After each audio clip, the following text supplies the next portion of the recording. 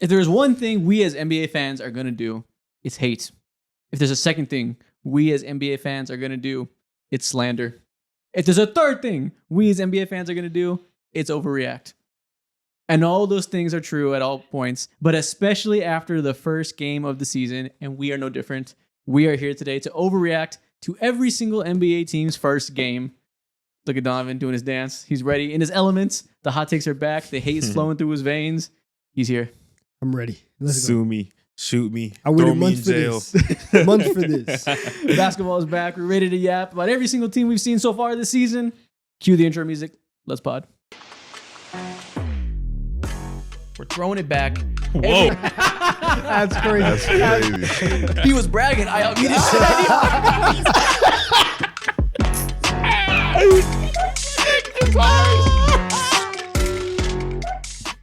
Like we said, we're gonna frame this as one overreaction for every single team that we've seen so far. We're recording this on Thursday morning right now, before the Thursday night game, so we haven't seen the Nuggets or the Pacers yet. But at the end of this segment of the show, before TikTok time, we're gonna come back with a part we record tonight after those games. So we'll gloss over a couple teams, but we'll see them later on. Are you guys ready?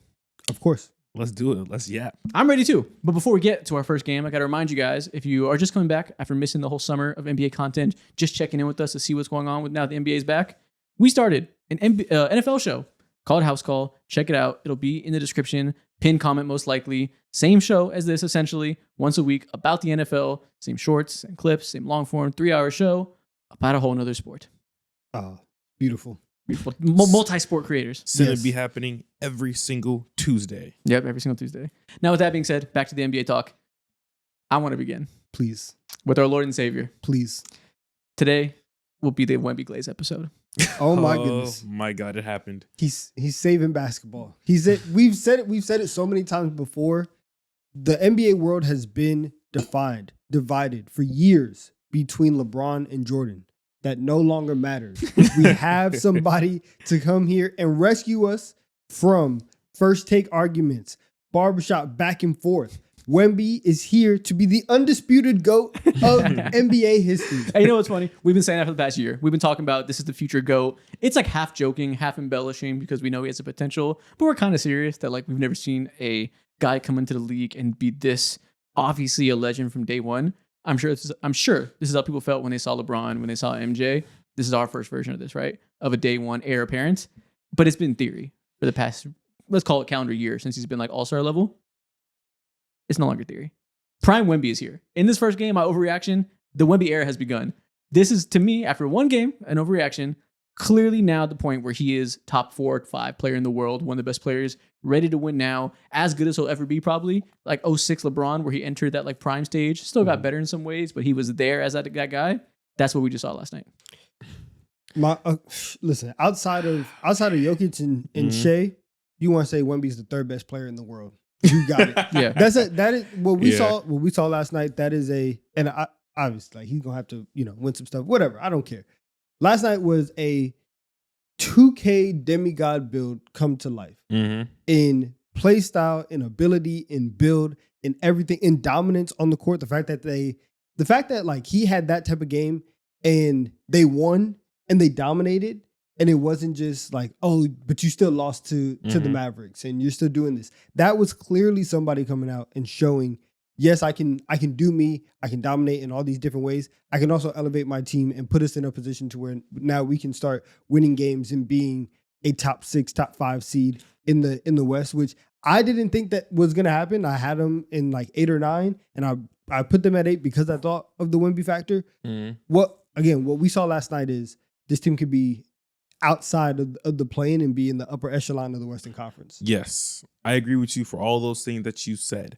Going back to our last episode when we made our predictions, I was very much in the same boat as you. I put the San Antonio Spurs as the 8th seed. But initially, I made a last-minute change. You guys don't remember this, but I made a last-minute change on my list. I think I had them initially as like a 9 or a 10th seed. Bumped them up because I'm like, if Wemby genuinely is that guy, then this team, no matter what, is going to make the playoffs. I don't give a fuck what Stephon Castles look like. I don't give a fuck what their center plays looking like. I don't care about Jeremy. So I know, like, if he is generally like one of the 5, one of the 3, like just an all-time status player that we see once every literally 20 years, going back to what you said when it comes to LeBron and MJ, that status, then you're doing things that people of that status do, which is go ahead and drop 40 and 15, have your game look so mature, be so poised and strong, bro. He dropped 40, but he dropped 40 in the most unorthodox way that we tend to see. He only took 2 threes this game. Yeah. And it's not even unorthodox. It's normal, which is crazy, right? Because he's so unnormal. Normally, he's shooting all these threes. It's so normal. It's so unnormal. You were thinking it's normal. It's not normal. I just mean, like, when we seen him had these big games before, it was when he got hot from 3 and he had 50 because he just hit a million jumpers. And it's like, people have always had this caveat that, like, yeah, he's special, he's doing this stuff, but he's still weak. He's still not exactly dominant in the post, still has all these areas to go. You guys are glazing him too much. None of that's true anymore. They used him in the way that everyone says they need to be using him because his body is developed. You said he's strong now. That's the headline to me. His body is here. It's developed. His, all the people talking about the Hakeem stuff. He's focusing on the post moves, more refined than ever. All of that came true together at once, I think. Yep. His IQ is clearly better. His footwork is clearly better and skills clearly better. His understanding of his body, his strength and ability to dominate physically without just relying on shooting over people is ready. It's all coming together that this is full package Wemby. Everything we thought about in theory is here. Yeah, and look, if you could put that clip back up of this highlight, we've never seen this of a guy who is like 7'5", 7'6", get the block, then immediately Stephon Castle was drafted to be a point guard. He gives it back up to the 7'5" dude, who then brings the ball up the floor. I'm gonna go tween cross and come and hit a step back 4-point play. All of those things, like the footwork, like you said, and a lot of times when people talk about footwork, it's in like post game, it's in post moves. To have the footwork and the fluidity to be able to do that and get get back to the 3-point line and know where you're at, that's insane. This specific dunk, where now he's out here just doing reverse dunks, not jumping either on reverse dunks. It's crazy. And he was playing Anthony Davis and Derek Lively, a team that is gigantic and built to stop interior scores. And he was giving belt back shots. He was everywhere. Nobody could stop him. He was truly unstoppable as an interior scorer. He hung around on the inside and took the dump off passes to finish shots. He attacked from a high post angle, creating any shots he wants against any defender. He still shot jumpers, still was shooting over people just fine. The passing field was there. He was hitting guys in transition, hitting guys up cutting. Obviously, the defense, outlandish. People were scared to take jumpers. Klay Thompson hit a fucking layup off the front iron because he was so scared, trying to get it off real fast.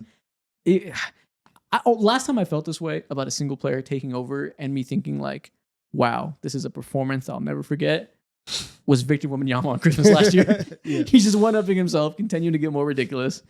Anybody who calling you a glazer because you're saying Wemby is that guy, you've been saying it for a couple of years, anybody you see in YouTube comments, you see on Twitter, saying you guys are glazing too much, hit them with a car. They're not glazing enough. They need to glaze more. Yeah, brother. Like, my main overreaction is like, yeah, he is one of the like, we throw the word around, especially me throw the word around, and whenever time I throw it around, you're like, just like grimacing your face, generational. He embodies that terminology, that word to a T. It's him, MJ, LeBron, and then of course you can sprinkle in other guys like Curry, of course, and all that. But the innate, unique abilities when it comes to the footwork, the athleticism, the length. There's only like a handful of guys, really 2 guys in the history of the league who embodies into that at the highest degree of every level of the game offensively, but being able to do it defensively well is ridiculous. And the other guy that I'm referencing to outside of Wemby is Kevin Durant. And he doesn't have the defensive mastermind length or agility or just awareness or just keen ability to give a fuck when it comes to position to possession. So generational. He is generational. He is going to be the best player probably for the rest of this decade. That's my overreaction. There we go. And what's nice is it wasn't just a game that he went crazy, right? It directly correlated to amazing performance from his team. Yes. In this game, his team had a 125.3 offensive rating. They were moving. And this roster is better. Stephon Castle looks good this year. They have Cornette, who's another good big there. They can run 2 big lineups with Wemby out there. That's a nice look. They have Harrison Barnes. They have Vassell. They have like professionals that are good, solid enough play finishers, right? But it's not a super talented roster without De'Aaron Fox there. Dylan Harper's still young. All these guys are still young and not amazing two-way players.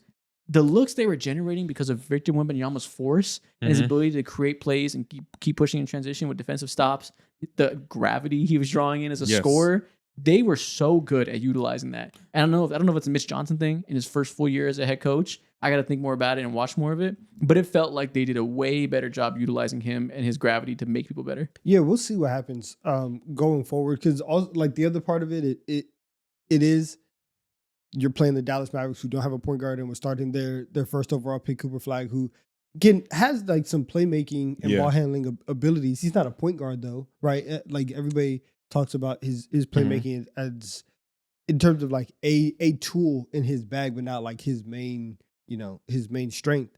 So you're going up against that team, but that was supposed to be a Mavericks team that was going to rely on their defense for the season, and to go up against AD, to go up against Derek Lively, and we're looking at the Mavericks and putting them in the playing conversation because we know that their defense is going to be elite. And it's like, oh, it's going to be so hard to score on them. And Wemby's like, bro, y'all stupid. Like, it was actually quite easy, right? They shot 75% at the rim against a team with Anthony Davis, Derek Lively, and Cooper Flag. Like, it's a big ass team. And I'll tell you, this is the biggest team that they will ever face for the rest of the year. And look what Dallas shot at the rim with those guys I just named. 28% as a team. 0th percentile through one night. That means it's the worst of any team in any individual game so far. 28% at the rim is absurd. That is like, I've never seen that for a fucking game for an entire team. Now, part of that is we'll get into their shot creation issues, the fact that they did this Cooper Flag at point guard thing. Offense was bad in their own right. It wasn't just Wemby. But I bet the offense would look better if Wemby wasn't out there. Yeah. Yeah. Like, honestly, when it comes to talking about the gravity of Wemby, his gravity really pertains to both sides of the fucking court. And that's what elevates every single player on his team to another degree and makes their job way harder, way easier, because you got this fucking monster demigod dude just doing whatever the fuck he feels like with the craziest ease and touch ever. You know, like, of course, Wemby's he is the poster boy of this conversation. He is like very much the next guy to come into his zone. He's gonna fucking win.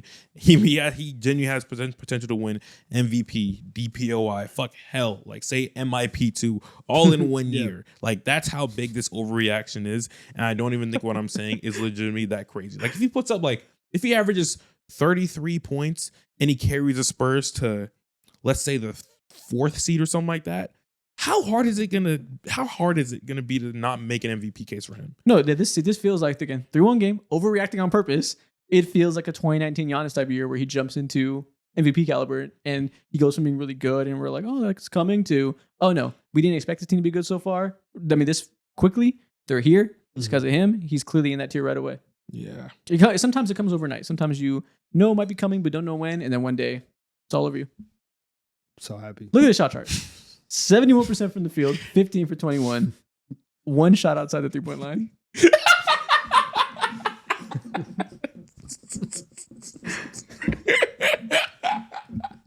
What the hell? Dude. What the fuck are you laughing about? He said... I don't know what that means. You know what that means. Oh, man. But yeah, it's all over you. Continue. Yeah, utter ridiculous domination. It feels like we're witnessing the birth of a legend in one night. Because, he's had great games before. This isn't new. This felt different. It truly felt different. You also know what I thought I witnessed too, or felt for the first official time? I'm witnessing the birth of a fucking future all-star and Dylan Harper too. The game just looks so incredibly easy for him out there. The way he's able to just carve and knife and not waste too much movement or foot speed when it comes to his ability to stop and go and just get to the rim and be all types of crafty and pull out the like craziest angles when it comes to finishing out the rim. Like, he is so absurdly talented, and I find it very, very hard to feel like he won't be, I won't say starting at the end of the year, but when it comes to level of importance, he's going to be one of the 3 most important players for this Spurs team this year. And the birth of an all-star that you saw and the birth of a superstar that you saw, I saw a potential death of a legend in Klay Thompson. Oh, shit. It did not look good yesterday. And I am like, a lot of this for Dallas, especially with Klay and like his shooting and his gravity, like he will be fine. But it was also very clear yesterday, like we are in the true end days of the Klay Thompson experience. Even it's already been there, right? Like we've seen a decline, especially after the injuries, but it was pretty tough. Yeah, I wonder why. Because they have no point guard, and you're bearing the lead here. Klay Thompson looks bad because nobody can set him up. Mm-hmm. And the thing we got to talk about is the Cooper Flag at point guard experiment that they rolled out with. They benched D'Angelo Russell, which bench is a hard word to use because they never started him. But we assumed because of preseason that they would start D'Lo and have Cooper Flag be the 3, right? And it was going to be a weird thing to figure out who comes off the bench, whether it be a big or PJ Washington. They said none of the above. We're going as big as possible. We see what the Rockets are doing. We raise you one better. We have a 6'9" first overall pick that we want to get ball handling reps. I'm guessing Jason Kidd is like, we're going to do what I did with Giannis. We're going to give him the balls at point guard when he's young, let him learn from that over time. I don't think I like it. I see the vision. I understand it. Like that makes sense to some degree to try it out. I'm not mad at him trying it out. I think it's clearly not what's best for him, at least in the short term. I wouldn't start the game with it. Yeah, use it as like a change up. But I feel like you're kind of, at least in that game against Wemby, things could change. Felt like you're doing the offense in disservice because he's never played point guard before. Clearly isn't going to create a paint touch. Never played an NBA game before. Yeah, and like we're gonna play you up against this other demigod and we're gonna play you out of position. I feel it felt like a disservice to Cooper Flag to do it. I've been saying this throughout the entire offseason when we found out that, oh shit, like they're really gonna try to run out this insanely big lineup and force guys like Flag, AD, and I guess PJ Washington to make decisions for them offensively. All like good ideas in terms of like you want the ball in their hands, but I feel like there's other smarter ways to A, not sabotage the season, B, make Cooper Flag's life easier when it comes to his overall efficiency and not breaking his brain day one, giving him such an absurd task if he's LeBron. You can like literally like run him at point within games within like the second or third quarter, you know? You don't have to like make that such a big emphasis and the biggest talking point of day one of his NBA career. Yeah, it's very simple. Just play D'Angelo Russell. Like he's there for a reason. And granted, D'Angelo Russell's not that good. So like I understand that he wants to get his best players out there. He's a point guard. Yeah. And it could work, right? Again, this is one game. Maybe it works out and like they figure it out, all of Houston Rockets, and they do this weird thing that ends up netting out as being positive. I'm not completely writing it off yet, but I'm like halfway writing it off. I just like the juice doesn't feel worth the squeeze to me. Even if there is a good outcome, then pie on my face, you were right, Jason Kidd. I just feel like this is a time where Kyrie's coming back, so eventually you're going to play with the point guard. I kind of just want to get by and like learn what that style is going to look like and just use D'Angelo Russell as a proxy. So that way when we get to that point, we're already ready to keep going and just insert him smoothly. I don't feel like this. Like the best case scenario for Cooper Flag to me is not he's point guard, right? The best case scenario is he's a do-it-all amazing playmaking wing. So I kind of just want to start him there from day one. I agree. And I especially with AD playing fucking power forward because we're giving him his way. I don't want to do that. Double bigs plus no point guard. I don't like that at all. And it works with Houston because one, Houston is just more athletic than they are. And instead of Klay Thompson, who is running around shooting threes based on the looks and the setups that he can get from other point guards, what if that was Kevin Durant, right? What if that was somebody who is like several inches taller than him and can create their own shot to bail the offense out? And even as good as AD is, AD also had a terrible game. Like he knocked down the first 2 shots. Then after that had a stretch where he was like 2 for 13. And at least in the first game, and we'll talk about it a little bit later, like Şengün looked like he leveled up as well, right? And his offense and his passing those are things that AD isn't necessarily. So he's a better playmaker than AD. Yeah, and so that's why it works, and you can kind of do double bigs and create enough playmaking in the aggregate. Whereas in Dallas, if Cooper Flag is your point guard and your playmaker, hey, nobody else can dribble, nobody else can really pass like that. So it does feel like you're starting every game behind the 8 ball. Yeah. So we'll see what goes on there between how they want to handle their offense. They obviously have insane defensive potential. They have great play finishers. Figuring out if they want to sacrifice some of that defense for some playmaking to at least give everybody a chance to fit in the right role. We'll see where he lands on that. I'm not writing it off, but I'm not hopeful. Yeah. What's the next game you want to cover? Lakers versus Warriors. I knew it. Lakers versus Warriors. I think we got to start there. We got to move over to that one as the, I think, second biggest headline is we saw skinny Luka Doncic for the first time. Hell yeah. And goddamn, he looked skinny and he looked fast and he looked very good. He dropped a damn near 40-point triple-double, looked as exceptional as we could have hoped. That was clearly an MVP caliber player that we're probably going to see for the whole year, right? Everything we hoped for about him being good enough to propel our high expectations for this team, he checked those boxes, I think. I think we can feel good about that part, right? Hell yeah. Every other box that we have to check to hope for this team to become the 4 seed that I picked them to be, squarely an X in this first game. None of it went well. It was a very, very bad first impression for the supporting cast around Luka Doncic. Twitter, you go on there. Again, this is the first night of the season. People have one game to go off of after thinking about it all summer. They're going to overreact. You would have thought you watched the worst team in NBA history around Luka Doncic. Everybody is panicking. Everybody's treating it like that is the team, as if LeBron James is not going to play for them again. And again, we're overreacting here. Is your overreaction the Lakers are fucked? Yes, it is. because one, you, and we talked about it before the season. Part of the reason why the ceiling play for the Lakers is so weird is because the person that you're waiting to come save the team is a 41-year-old man. Like you're waiting on him to come back and instantly be like, hey, I'm here, everything else works. And so there's that. There is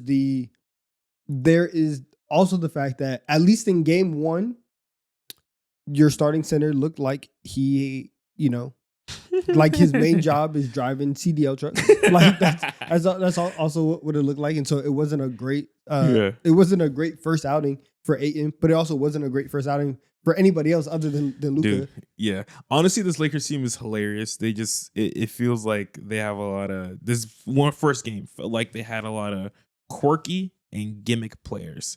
Marcus players who are like kind of fun, but have a lot of weird perks through that fun, whether it be seeing what Marcus Smart does. Like I genuinely, it sounds nasty when I say this, but I missed watching him play basketball so much. I missed the fuckery.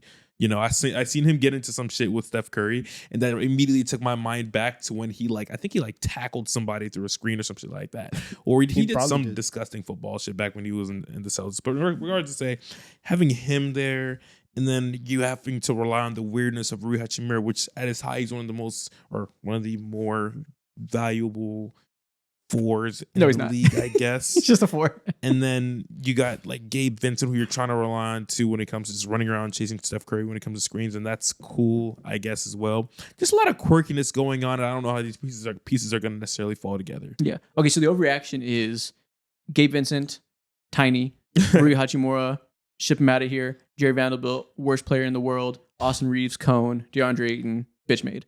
That's the overreaction if you go to Twitter, right? That is a takeaway from one game. I think my real opinion is this looked clearly like a team who has almost no practice together. And that showed in every way. And the Warriors are a team I've played together for 10 years and are perfectly built to expose a team like this with these exact weaknesses. And by God, they did. They looked terrible for this game. But I'm not like panic mode yet, like a lot of people are. I might get there. And let's say that that it truly is just practice time. That's cool. No chemistry, nothing whatsoever, because we had the quotes in the offseason of Ayton saying I haven't played with Luka or LeBron. He had played with them, but not at the same time, because everybody was in and out. And so obviously it hasn't been this thing of I've been working out with you every single day and we've been just running pick and rolls. And so I know exactly where you want to be and all this other stuff.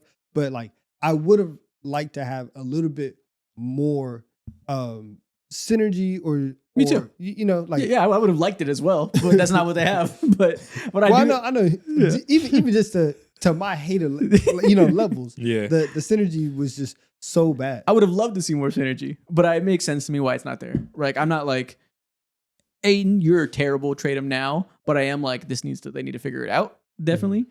And I don't know. I think we got a typical Aiden game. I think the Twitter reaction was like, this guy's terrible.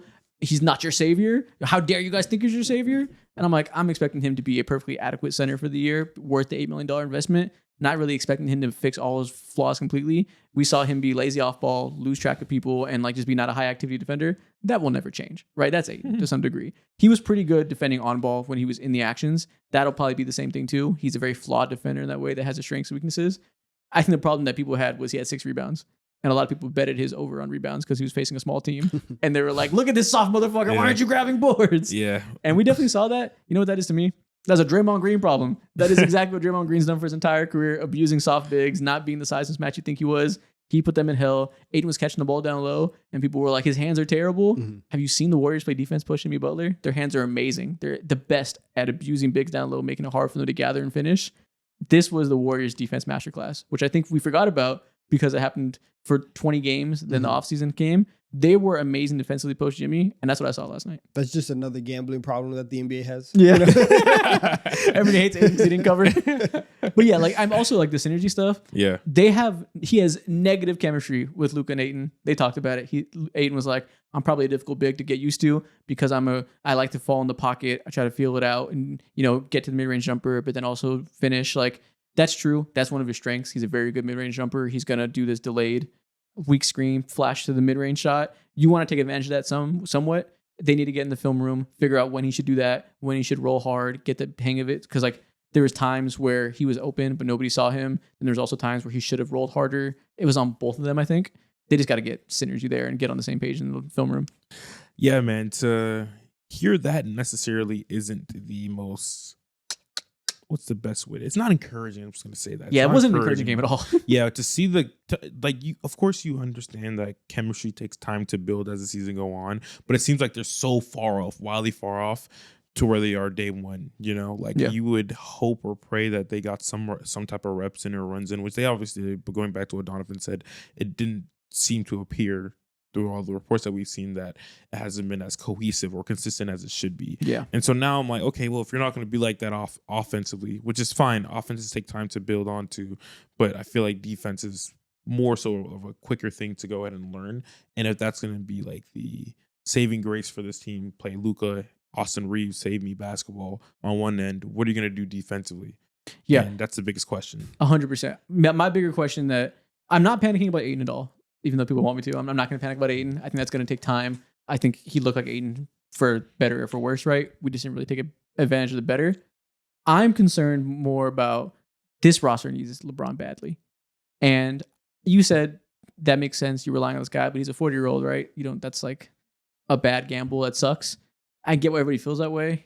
He is LeBron James. Just for championship measures. Oh, I don't care about that. Yeah. They're not winning championships. But obviously, like every Lakers fan, every single game is championship or bust. And you see Luka, especially coming off the game that the Luka had, it's finally, we're gonna get MVP Luka. We're gonna get in shape Luka, and he's ready to start the season. Like, this is the opportunity for us to win. And so when LeBron comes back, a lot of people are gonna be like, hey, don't let him get into the playoffs. Don't let us get hot. And so that's gonna be the thing. If that's your expectation, that's where I think it's done. But, but obviously, just to be like a good team, like LeBron, they need LeBron. He's LeBron. Like, exactly. They need LeBron. He'll be there and he'll fix a lot of these issues. So the people that are like, this is the worst team Luka's ever had, they do employ LeBron James. So like they'll be fine to some regard. But I agree. I don't really see them like having a chance to beat the top teams in the West. So that's why I'm not in panic mode, because my expectations aren't quite as high. I think they can squarely be the 4 seed at best. And all those teams that we rank between like 3 and 8, they could fly any direction. Yeah. So if you want to tell me that we feel discouraged now and we think the Lakers are going to be closer to 8, especially if LeBron's going to miss more time than we think, I buy that. That's fine. That's within realm of expectation. I don't think it's crazy to doubt them to that regard.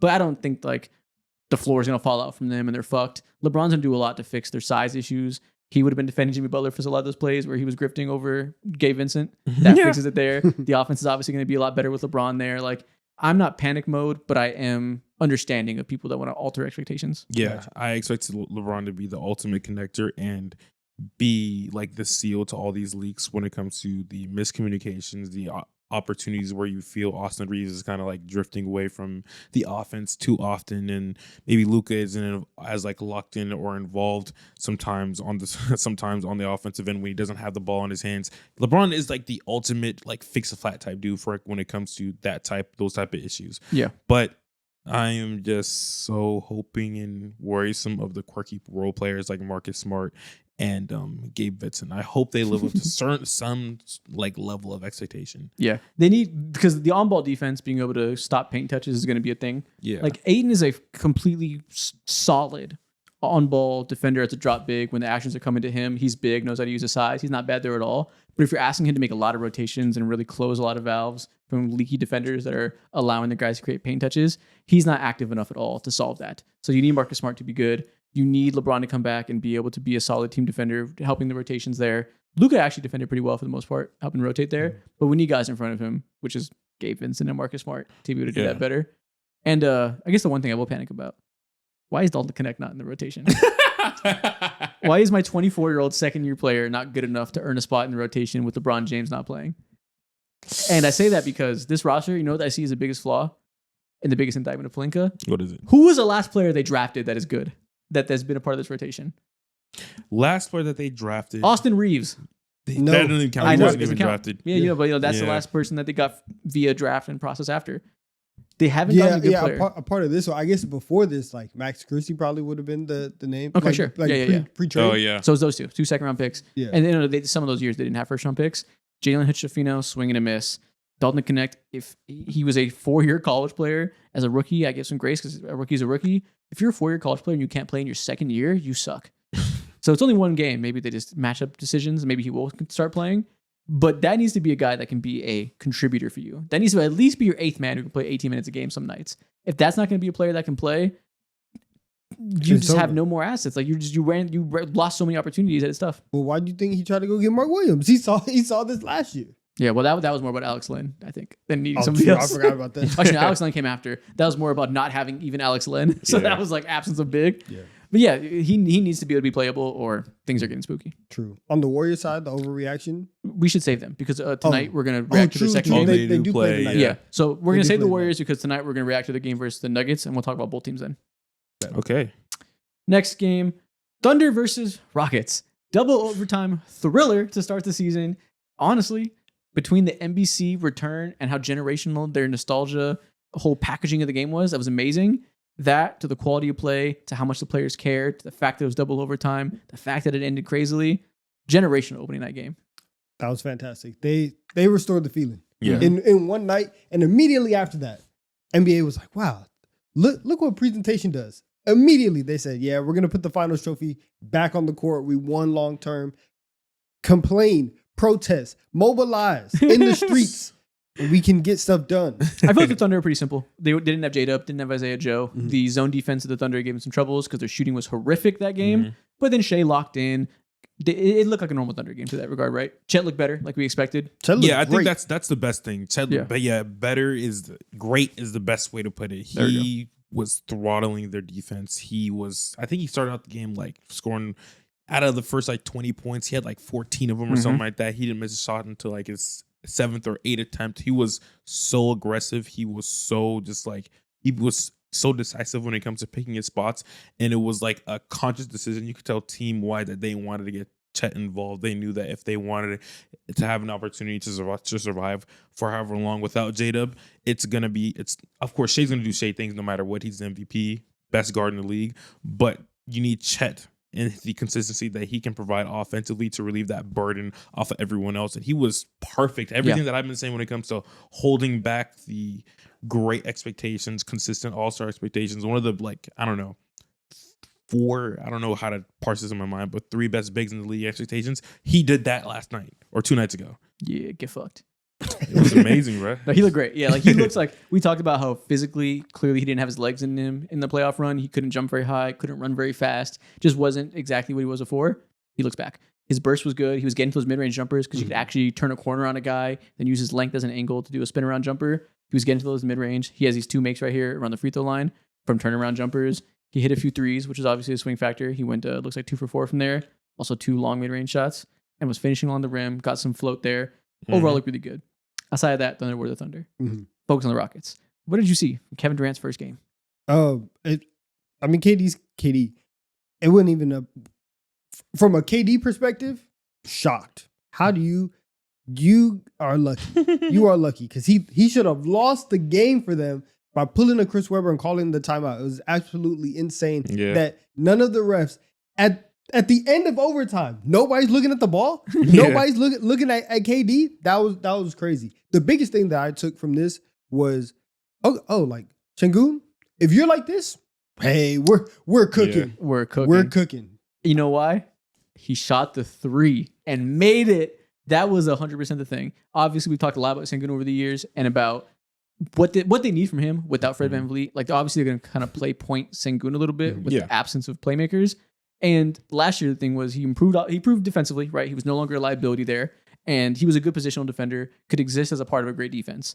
And because of that, we saw his rim efficiency go down a little bit from where he was the year prior. Still a solid scorer, still a great playmaking hub, being able to create paint touches and kick out to shooters like he always will. But the scoring left a little bit to be desired in terms of projecting them to take the next leap and for him to be good enough in the half court to like be the guy, right? And I think that's always going to be a thing to some regard. What I said all summer was, I need to see him be a stretch five for me to buy this is going to work. For me to buy that he's going to be the type of offensive lead player that can be good enough, I need to see him shoot well on both mid-range jumpers from long mid-range and from three, because I'm not really convinced the rim scoring is going to get elite. He did that shit. If this is real and he can shoot like this, that's the next jump for him. Yeah, and it feels like this is real. He shot, I think he made like 5 threes on like 10 or 11 attempts or something crazy like that. And he also shot 90% from the free throw line, 2 on 10 attempts. Like, it seems like, again, one game, one overreaction, but he is one of the best stretch bigs that the entire NBA has to offer. And God damn it, that means that he is one of the best bigs in the league officially after the game 2 nights ago. Yes, if the 3-point shot is real, then he is truly one of the elite bigs in the league. And before, like, he was kind of floating between. He made his first All-Star game. He was a flawed player, but he was like clearly showing he could handle bonus territory for sure. He could handle responsibility. He can elevate in certain moments. He had that dog in him in the playoffs. So like he was floating there, but had some questions. The 3-point shot will answer those questions if it's real. Yeah, I agree. And it brings everything else together for this offense because you know who did not make threes? You know who did not come close to making threes? Our boy, Ahmed Thompson, the guy who had all the talk about the offseason shooting jump that I was careful not to mention because I don't buy that shit at all. Was not real whatsoever. That man was shooting bricks. But you know what? You have to do it. At least you're taking attempts. Mm-hmm. And that's it. You know which other one of our boys struggled? Who? Reed. Reed. Yeah, that was genuinely a car crash. Well, see, it was a car crash in the bright ways, right? He was getting attacked, picked on. They were doing whoever offense on Reed Shepherd because he's small. And they had Lou Dort driving on him, Cason Wallace driving on him, Shea driving on him. They said they have these 4 gigantic guys and the 1 small guy. Let's attack the small guy. That's probably going to work. And it did every time. He did some good things. He shot the ball solid. You could tell he got some good lift on his jumpers. You could tell it's going to be a weapon for them. He had some good hands, made some steals. But he was just such a clear mismatch defensively that's going to be hard for them to figure out how to play around. Yeah, the defense was bad. There were a couple decisions, especially with him being the point guard, that was like, oh, man. Looking off KD? Yeah. It was pretty bad. And some of the threes that he took were pretty outlandish. They were very far. Yeah. But I'm okay with that. I am okay. You know that there's a need, and it's the same thing for him and for Amen. What I don't want for Amen Thompson or really anybody who can't really shoot, do not turn into Ben Simmons, right? Don't turn into a player where you're so nervous that you're going to miss these shots that you are not taking these in-game threes that you clearly need for either confidence or actual reps to prove that whatever you've been working on is real. So I'm happy that I will say something too. 2 shots. Although you don't want them to turn into Ben Simmons, I also don't want them to turn into someone like Dion Waiters where you're just shooting entirely too damn much. 7 threes and making none of them, that's way too much dip on your chip. I think you can safely assume you will not get Dion Waiters from Reed Shepherd. Wherever it goes, it won't be Dion Waiters, I promise. You know why? Because this team needs him to take those threes. I guarantee you, Ime Udoka was like, take as many as you can. We need that motherfucker. Nobody else is going to hit him. But Amen, for 7 threes? That should be a career high for you. It'd be like that. It is like that sometimes. And it's okay. I feel like that. I feel like that for Amen. And then for Reed, it's the same thing. You get 1 crazy 3 a game. You took about like 2 or 3. Yeah. Take 1. We'll see how you're feeling on that night, and then we'll just get in rhythm 3s. Look what we got here. This is the perfect explanation of both these teams right now. Turnover percentage. The Houston Rockets turned over the ball 22.3% of their possessions. What? Yikes. What? That's entirely what the fuck? That's crazy. Ooh, man, that's 0 nasty. percentile. And the Houston OKC 10%, which is their MO. They don't turn the ball over a lot, with Shea being a very low turnover type of guy. Mm-hmm. That makes sense. 45% of the team's misses were rebounded by the Houston Rockets. Offensively, I mean to say. Offense rebounds. Yep. Obviously, their MO, starting these double bigs, really starting these fucking 5 bigs for their starting lineup. That went as you'd expect. And the free throw rate came along with it. They got a lot of fouls because they were on the boards. You have to foul them to a certain degree. I think the identity worked for the most part. We saw what we expect to see from the Rockets. The size is an advantage. The lack of shooting, lack of playmaking is a disadvantage. How will they figure that over time? Probably through brute force and through Sengun taking a lot of threes and making them. worked for the most part. This team, they're just facing the defending champs. I like it for game one. I will say I am worried about Tari Eason. He was horrendous when it comes to that game. When it comes to just overall decision making, and obviously he didn't make many shots in general as is. He feels like a trade candidate, sad to say. He is, because they have to pay him this summer and the team's getting expensive. But again, same thing as last year. Anybody who makes bad decisions against the OKC Thunder must be given grace, because they will surely look better the next game. It's impossible to make good decisions when you got these motherfuckers breathing on your neck. Yeah, for sure. And this is like the worst type of episode to hear if you're a Reed Shepherd fan, because you are watching him go against the best defense in the entire NBA over the last, I don't know, fucking 15, 20 years. So so I won't say Reed Shepherd will be fine, because he still has to prove to us that he'll be fine. We haven't seen enough good for us to assume that. But I am like not writing it off yet, because of what you said. OKC is a nightmare matchup for a small guard. No, fuck that. You're writing it off. It's overreaction. Yeah, overreaction. Fuck it. Reed Shepherd's a bum. Worst pick in the world. Should have picked Stephon Castle, which Stephon Castle wouldn't have fixed any of their shooting issues, wouldn't have fixed their passing issues, but he'd be better than Reed. Yeah, we'll see. Lots to be seen still from Reed. That'll be a thing worth monitoring. What's the next thing you want to talk about? Let's do a quick one. Let's go the Knicks game. Okay, Knicks versus Cavs. A game that would have been really cool, but kind of lost its luster because everybody was injured. No Darius Garland, no DeAndre Hunter, no Max Strus. So 3 of their top perimeter players outside of D. Mitch gone. For the Knicks, no Josh Hart, no Mitchell Robinson, 2 core starters. What was your takeaway, Donovan, as a Knicks fan watching these 2 broken teams? Mike Brown's going to win Coach of the Year. Oh, okay. And 2, Evan Mobley and the leap is here. Mm-hmm. The leap, it's on the way for Mobley. On the Mike Brown front, listen, man, we played 11 guys. It's getting scary. It's getting dangerous. And I think like that is that in itself is insane growth and very positive for this team. Dude, the bar is so low. This tweet kills me. What the fuck are we talking about? They played players. It's ridiculous. We haven't had that. Game. We haven't Nick had fans that. like, yeah, he's in the game. It hasn't been like that. Yeah, you're right.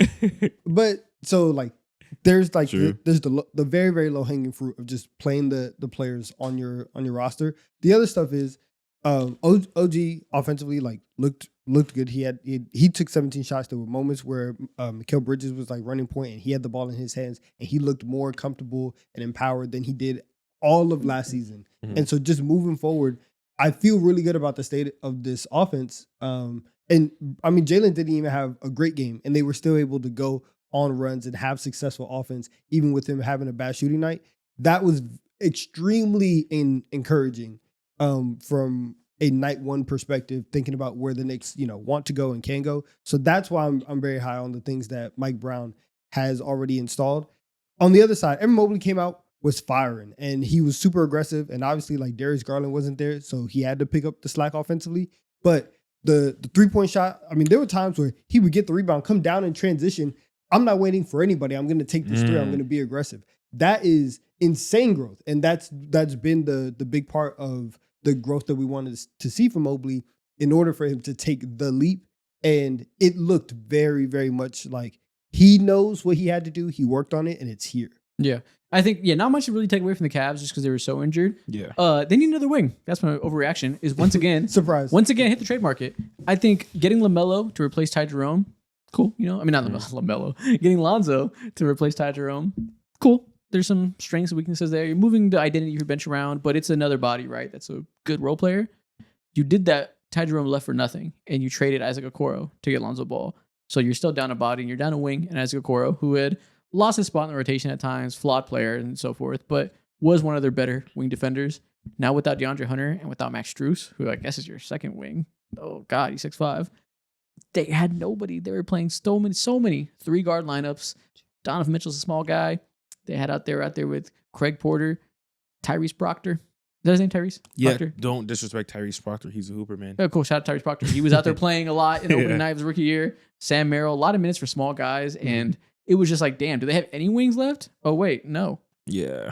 Yeah, they're expecting. This is where you kind of look at the Cavs draft department over the last these last 2 years, and this is where you kind of see the lapses. This is where the Isaac Okoro pick kind of bites you in the ass a little bit. This is where, okay, Jalen Tyson, what you doing? What's up, man? We drafted you a year ago. We kind of need you to be an actual impact defender bare minimum. Yep. He's a swing player. He'll be the most important player in the rotation in terms of which are we going to get dominant Cavs again and dominant Cavs that can win in the playoffs? I think Jalen Tyson. Is it Jalen or Jalon? I think it's Jalen. I don't know. Whatever. Yeah. Jalon Tyson. I've never heard that before, but we're calling you Jalon today. Shalom. We need to see Jalon do well and be able to really fill that gap in the rotation. Yeah. Yep. No more thoughts for them, though. Donovan, Mo, move over to your team. Let's get it over. Toronto Raptors versus Atlanta Hawks. The Atlanta Hawks being everybody's sneaky team out east. Don't sleep on them. They can make the finals. They got everything they need around Trae Young. Jalen Johnson, rising star. KP, no longer sick. Everything is going well for them. And the Raptors is a team where everybody was like, yuck. Wake me up when they get some good players. They're boring. I don't care about them. Surely the Hawks will beat the bricks off them, right? Nope. Not at all. This is why there's a 82 game season.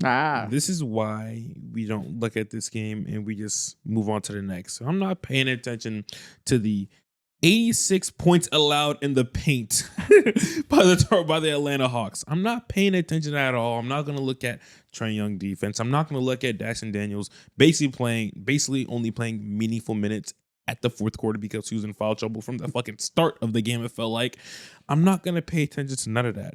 What I will do though is talk about someone like Jalen Johnson. Talk about how he's going to go ahead and birth his new all-star season. Barring he remains healthy. He was electric. He was fantastic. Yep. Porzingis, he was amazing. Some of the shit that he was doing out there, just taking normal deep range Porzingis threes. To me as a Hawks fan, seeing him wear that jersey and me being like, what the fuck is this guy doing? Oh my God, I forget we got Porzingis on my team. How did I forget?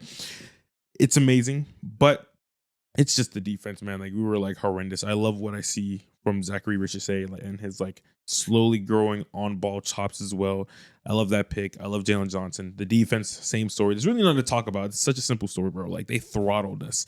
It's honestly more fun to talk about the Toronto there's Raptors, plenty honestly. to talk about. You know who I hated watching last night more than anybody of any star player? Trae Young. Why? Did not have a fun game to watch. It's so tough. Yeah. Like how does Jalen Johnson have more assists than him in a game?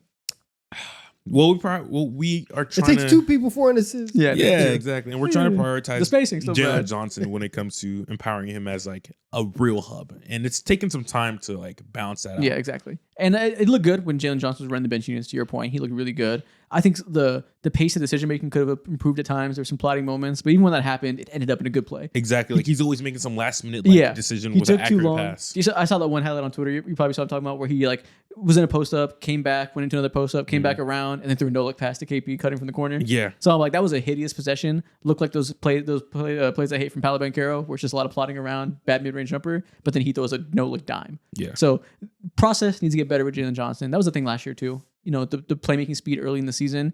There was a point where we were like, fuck, man, this leap isn't here. Then he figured it out. So I want to see that continue to improve.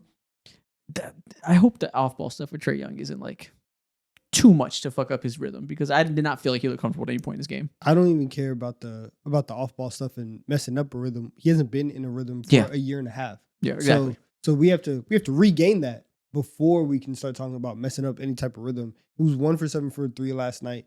We've talked continuously about him getting downhill, scoring with his floater.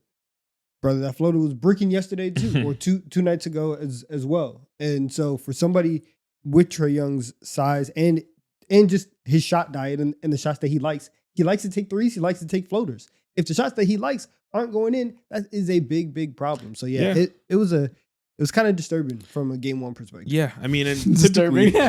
typically Trae Young has like super slow starts to every single season that he's played in, which is, but at the end of the day, this is like the big reason why RGM Onse didn't want to go ahead and give him the contract extension that you typically see when it comes to perennial all-star level players, So, yeah, understandable to some degree. It's not surprising by any means to see a lackluster Trae Young game. Yeah. Just noticing.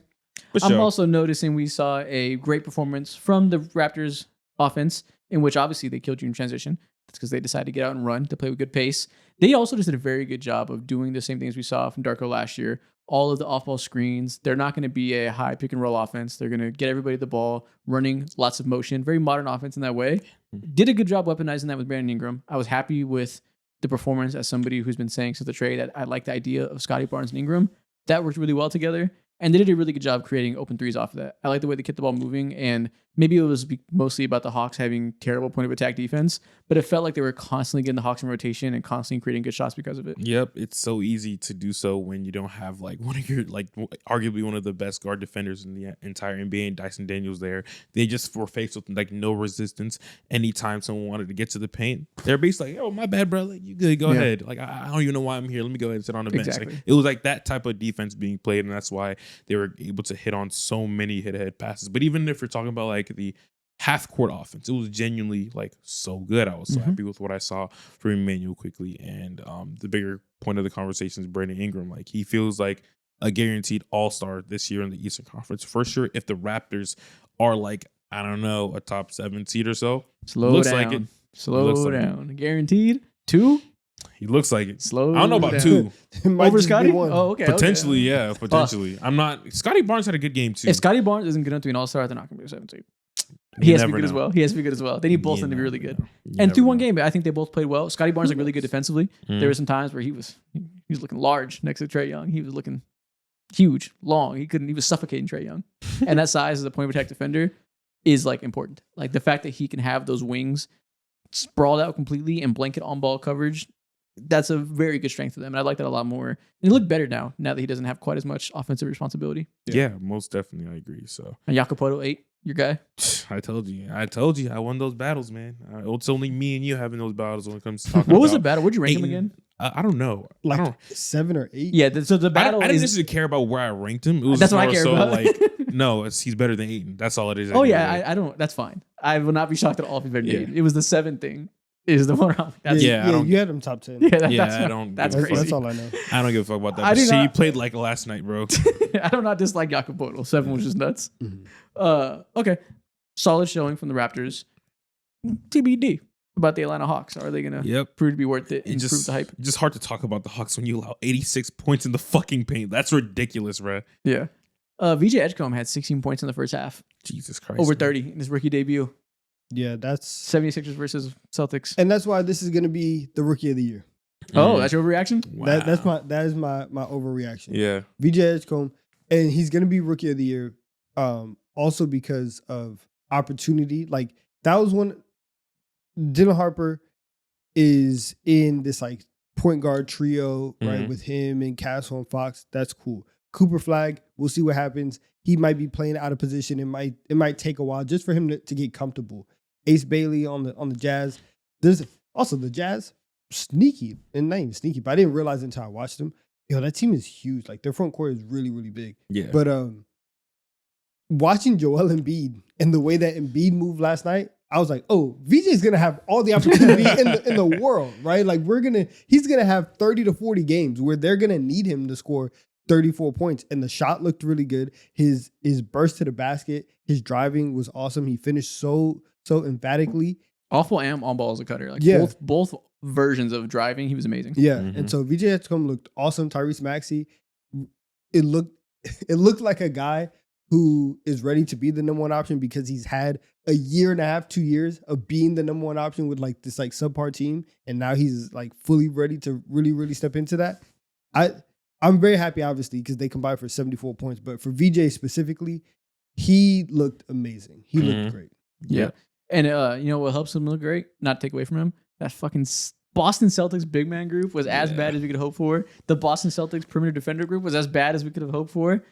Guards that are athletic and can drive, bet their overs against the Boston Celtics. They're going to go crazy.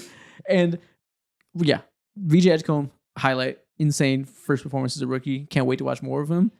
Celtics masterclass at staying competitive and finding a way to lose at the end. This is what we want to see all season. Get Peyton Pritchard the reps, which didn't go well tonight, but maybe we'll go better in the future. Get Jaylen Brown the reps. Everybody see what you got from Neemias Queta. Do all your stuff. Stay competitive. You know what you got in Queta. Maybe we'll see more. Who knows? One game, we'll see. Find out what you got from everybody, and then find a way to lose in the end so you can get AJ DeBonsa because he wants to be there. brother, like Jaylen Brown, this is not a real award. We didn't even have this in our fake awards from our predictions episode, but he is easily going to be the happiest player of the year. No expectations. You're getting paid a big bag. You take all the shots you want. You play like dog shit. He played great. You play good, play bad. Don't matter. No one's going to talk about you. Yeah. Great life. You know who's the saddest player of the year? Me, because Joel Embiid looked like a corpse in this game. He could not move whatsoever.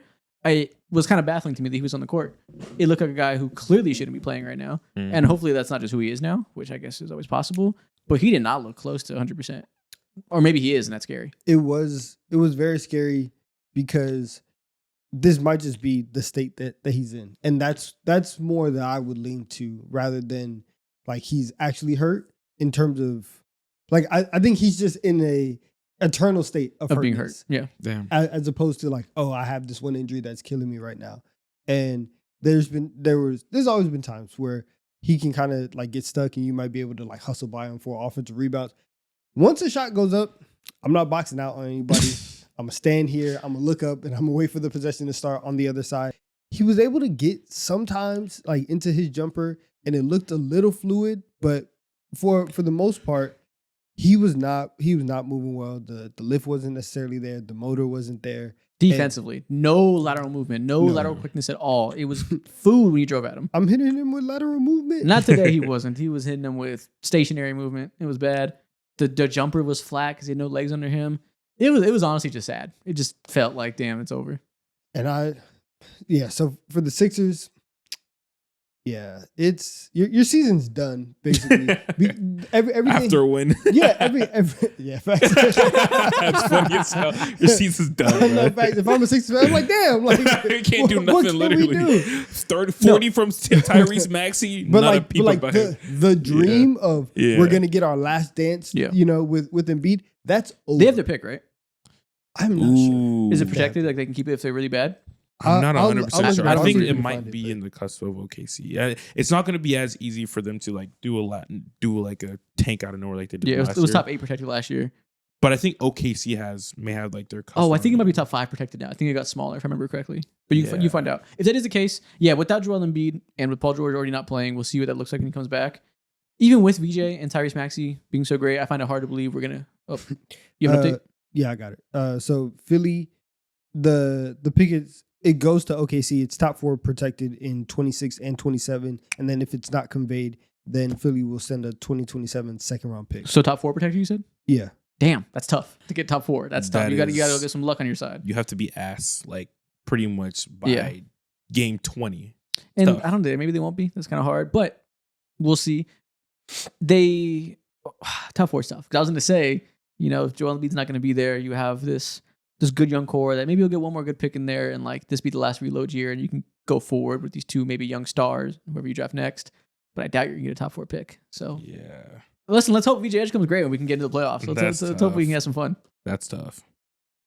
But shout out VJ Edge. He is good. So there's that. I will be monitoring how they go ahead and decide to facilitate the VJ, Jared McCain, and Tyrese duo, because that's very interesting seeing them roll out like a group of small guards. VJ is small. Yeah. Him and Tyrese, how you build a good defense around that, that's going to be interesting to figure out over the years. But VJ has to play, man. Yeah, normally you would just say like, all right, well, we got Embiid in the bag. You know, we'll be fine. But that's not necessarily going to happen. Yeah. You mentioned the Utah Jazz of being like surprisingly huge. They're also surprisingly dope as fuck if we're going off one game. This is my favorite thing. I saw this opening night. Because all summer I was like, they're not going to be good. I'm not buying stock in the Jazz. Like, I'm not going to pick them to be a play-in team. Certainly won't pick them to be a playoff team even. But I am buying stock in their offense. I think that was one of my stocks in our buy-sell stream. I was like, dude, Will Hardy is extremely good. Last year, I said they'd be the 10 seed or something like that, or maybe 11, whatever it was. I said they wouldn't be 15th because I fully believe in Will Hardy. And coming off that year where Lowry Markkanen made his all-star appearance, I was like, listen, man, you have Lowry and you have Will Hardy, who is a genius play designer of off-ball screens. They're going to be a fun offense. Shit went south real fast last year. They tanked. It was nowhere close to the case. This year, I think is going to be the case. Lowry looked amazing again. Walker Kessler is shooting threes. Yeah. While also looking better in all regards. Kyle Filipowski's a shooter. They started Svi Mykhailiuk. That's a shooter. Their spacing was nuts. Their off-ball play design was once again nuts. They ran the Clippers out the motherfucking gym with elite offense. And the Clippers looked like a team that once again didn't want to be there because it was opening night and they had to go to goddamn Utah and they were too old and too good for this shit. They were not trying defensively. They had bad defensive ideas on how to solve it. They were dying on screens, making Zubac have to help up on these off-ball curls and just allowing nonstop dunks. They destroyed them. The offense for Utah looked awesome. The big passing is there, right? Like that's something that we always see with Utah. Mm-hmm. It's a wonder what good jerseys can do. Oh my God. That's who they look so cool. Honestly, like I watched that game and I was like, I'm gonna have to watch more Utah this year on the simple fact that they're like visually it's acceptable now. They got swag. Yeah, you have a little bit of swag, and the basketball is not reprehensible especially for the first part of the year. So like Utah, you're back on the list. You're back in serious rotation. 139.5 offensive rating, 66.7% effective field goal percentage, the highest in both categories of the year so far. Got lots of offensive rebounds, dominated in all regards, man. Like they look good. They have the skill sets to run Will Hardy's system now. They are not going to be the worst team in the league, at least offensively. We'll see where they net out defensively over the course of the season. But also, other takeaway, I understand why Danny Ainge's greedy ass was asking for 3 first-round picks for Walker Kessler because he saw those practice sessions and he saw that 3-point shot developing. If that's going to be the case, they are stupid for not paying him this past summer because that is going to be one expensive man this summer in restricted free agency. No, go ahead. It's it happened with Kessler and with Sengun. Yeah. And you see like bigs always like, try to improve the game and take threes. And so the first time he took it, I was like, okay, Walker, you've been right. You've been working. Then he took the second one. I was like, hold on now. Yeah. Like, hold on. And it went in. I was like, oh my God. Yeah. This is crazy. And they look good too. There's one thing that Will Hardy's good at. He is like one of the best bucket getting coaches that the league has to offer. And also another interesting thing for me is I watch clips of why is his name blank from the small Will Clayton? Is it some Clayton Jr.? Walter Clayton Jr. Walter Clayton Jr. Yes, I don't know why my mind went blank, but seeing how well he played, very encouraging, and I'm so interested in seeing how the guard competition, the guard room ends up like panning out when it comes to him, Collier, who didn't play because of injury, and Keontae George, who looked thumbs up. Another shooter. They had 5-out spacing. It was great, and they look good. For all the reasons that we've known, Will Hardy can look good for years, and they're healthy, and Larry Mark can look like a star again, right? They're trying right now. They're not trying to lose. They're playing their best players, and it looks good. Clippers, man, this is the biggest ass whooping that I feel like I can take nothing away from because they were just clearly so not ready to play tonight. Kind of like we talked about the Lakers. Had the Lakers I think the Lakers' biggest issue was coaching, not figuring out enough time to get the chemistry with Ayton and Luka, not having the best plans in place, yada yada. This was also clearly they weren't up ready to play. They were not trying defensively with nearly enough effort. They had, like I said, bad plans to defend these off-ball screens. They were letting their centers die out there with very little help. Only thing I'll take away is I think maybe their screen navigation will be an issue, which is not a surprise at all when you're starting Bradley Beal, James Harden, and Kawhi Leonard together. Mm-hmm. Yeah, it's hard to come away with takeaways day one of the season when your team gets startled to this capacity, just like the Atlanta Hawks. You throw them in that same conversation too. They're old. God damn it. And that's why they're gonna miss the play-in. Oh God, who? The Clips. Yeah, so you say that, but also I was watching the game. Doing that. I was watching the game and I saw a bench unit come in with Chris Paul, John Collins, and Brook Lopez, and I was like, "Damn, that's gonna be hard to deal with when they're trying really hard and when they're clicking." They're deep. Yeah, they're crazy deep, which we knew, but like seeing a bench unit to play with John Collins and Brook Lopez, like just a name recognition, which we'll see if it's actually an effective bench unit. Mm-hmm. Brook Lopez was pretty shaky last year. It's a large guy. John Collins is good. This team is gonna be good when they figure it out. Yeah, it'll be. Yeah. It's just a weird, creaky start to the year. I guarantee you, James Harden's ass did not want to be in Utah. Mm-hmm. He was probably on a flight right after the game to go back to LA. Oh, of course. Exactly. Yeah. Okay. What game should we talk about next? Let's talk about the team in the Eastern Conference that we've all been like salivating to see if they're gonna finally figure things out, and that team is no other than the Orlando Magic. Ooh, yes. What did you guys get from that game? I watched every second of this game. Yep. This is the opening window. I was locked in. I have 3 screens on my setup at once. one that's I'm halfway paying attention to, one I'm fully paying attention to, and one that I'm looking at when everything else is paused. That was on the main screen the entire time. I want to make sure I understood this team before I come up here today. This team is exactly the same, but they added Desmond Bane. Franz Wagner looked awesome as a driver. When the ball ran through his hands, lovely. It was great, and the spacing's better. So that type of slashing offense, creating buckets for others, fantastic. The bench units with him running things worked awesome. Desmond Bane on ball looked really good, really encouraging. Having him and Suggs together, I like that a lot. Paolo Banchero, dominant when he was getting down court. When he was driving, there was one spinning layup he hit. I was like, that is the largest man I've ever seen. He was getting to the free throw line, doing the Paolo Banchero strengths, doing the Paolo Banchero weaknesses. There were so many plays in the half court where I was still like, move faster, please. It felt like I was watching the same player for all of them. As somebody who has tried to defend Paolo with everything in his heart, I completely agree. And it was very frustrating because one, my biggest thing is like Desmond Bane, he's gonna save the Magic. Like they are still going to be good. And I think we are gonna break the top 20 in offensive rating this year. Hell yeah. And Desmond Bane, he brought shooting and he brought enough juice to this offense in terms of how fast he was moving, the passes he was making, his ability to connect players together. I was very happy with what I saw. There was a specific play where Bane threw the ball into Paolo, and Paolo had it in the low post area, and Desmond was kind of like waiting for him to try to see like, okay, are we gonna move off of this? Like, am I gonna go here? And Paolo's just there dribbling the air out of the ball.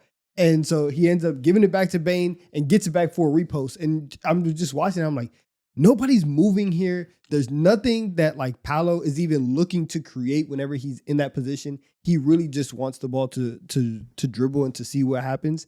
And there was like his game yesterday, and especially whenever he was in the post, it just wasn't intentional. And that's a problem when Franz is doing that and when Desmond Bane is doing that. So with Paolo, like we talked about him, like trying to speed up his game and have him make decisions much quicker. And it didn't look like that yesterday. Yeah. And that was frustrating. He did have a good fourth quarter. He had a key block at the end and a couple of good finishes, got to the free throw line. So like they locked in when they needed to. They won the game after being down for most of it. So salute to them. They got it done. Yeah. So they need time to figure things out with each other. But yeah, you felt that same feeling you had a lot of times last year where it's like, you're the best player in terms of potential. You're the best scorer. We want to figure out a way to maximize the ball in your hands to lead to good offense. But the ball moves a lot better in these other guys' hands who are also really good. And it's your team. You're the number one pick. You should and can and probably will be the best player here. But Franz, man, we need to find a way to empower him too because he makes good things happen for everybody. Yeah. And again, I'm gonna probably have to. I'm not having any harsh takeaways, although it is like a overreaction episode. If I was to have an overreaction, Jamal Mosley, all my eyes are on you again, going back to what we said during the offseason.